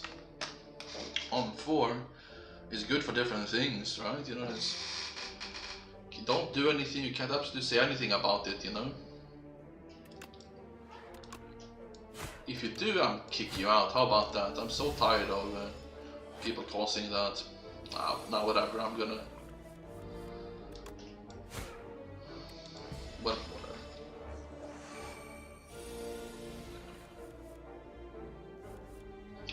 whatever. Man, it's hot in here.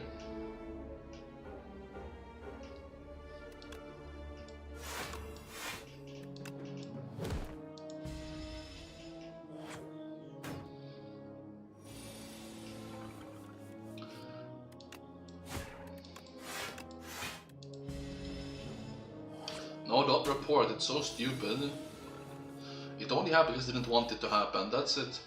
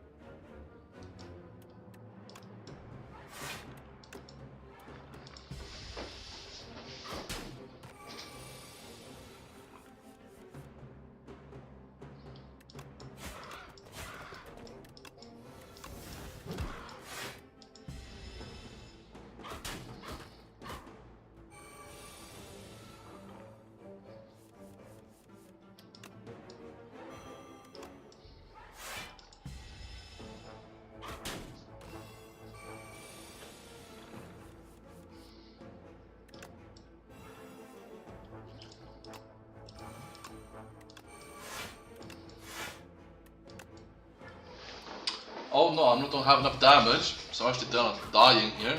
It's never happened before actually against the elite this early. I didn't even think I had low damage, to be honest.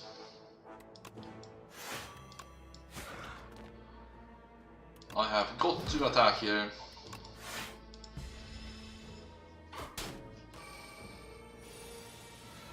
$36 damage, what the fuck?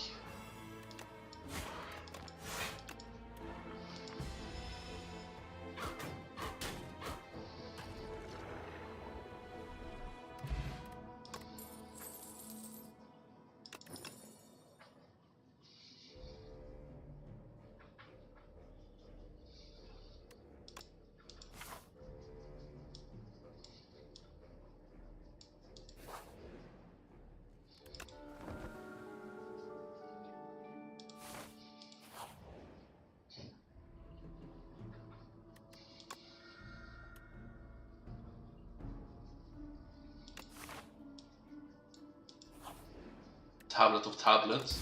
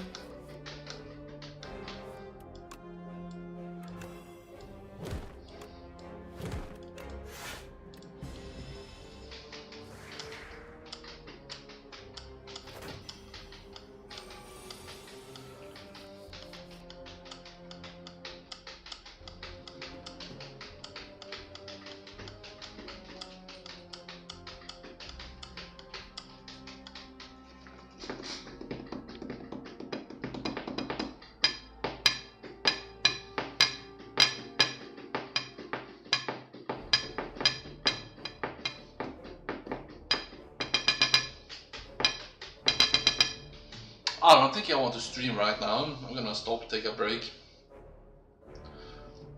Thank you so much, have a nice time.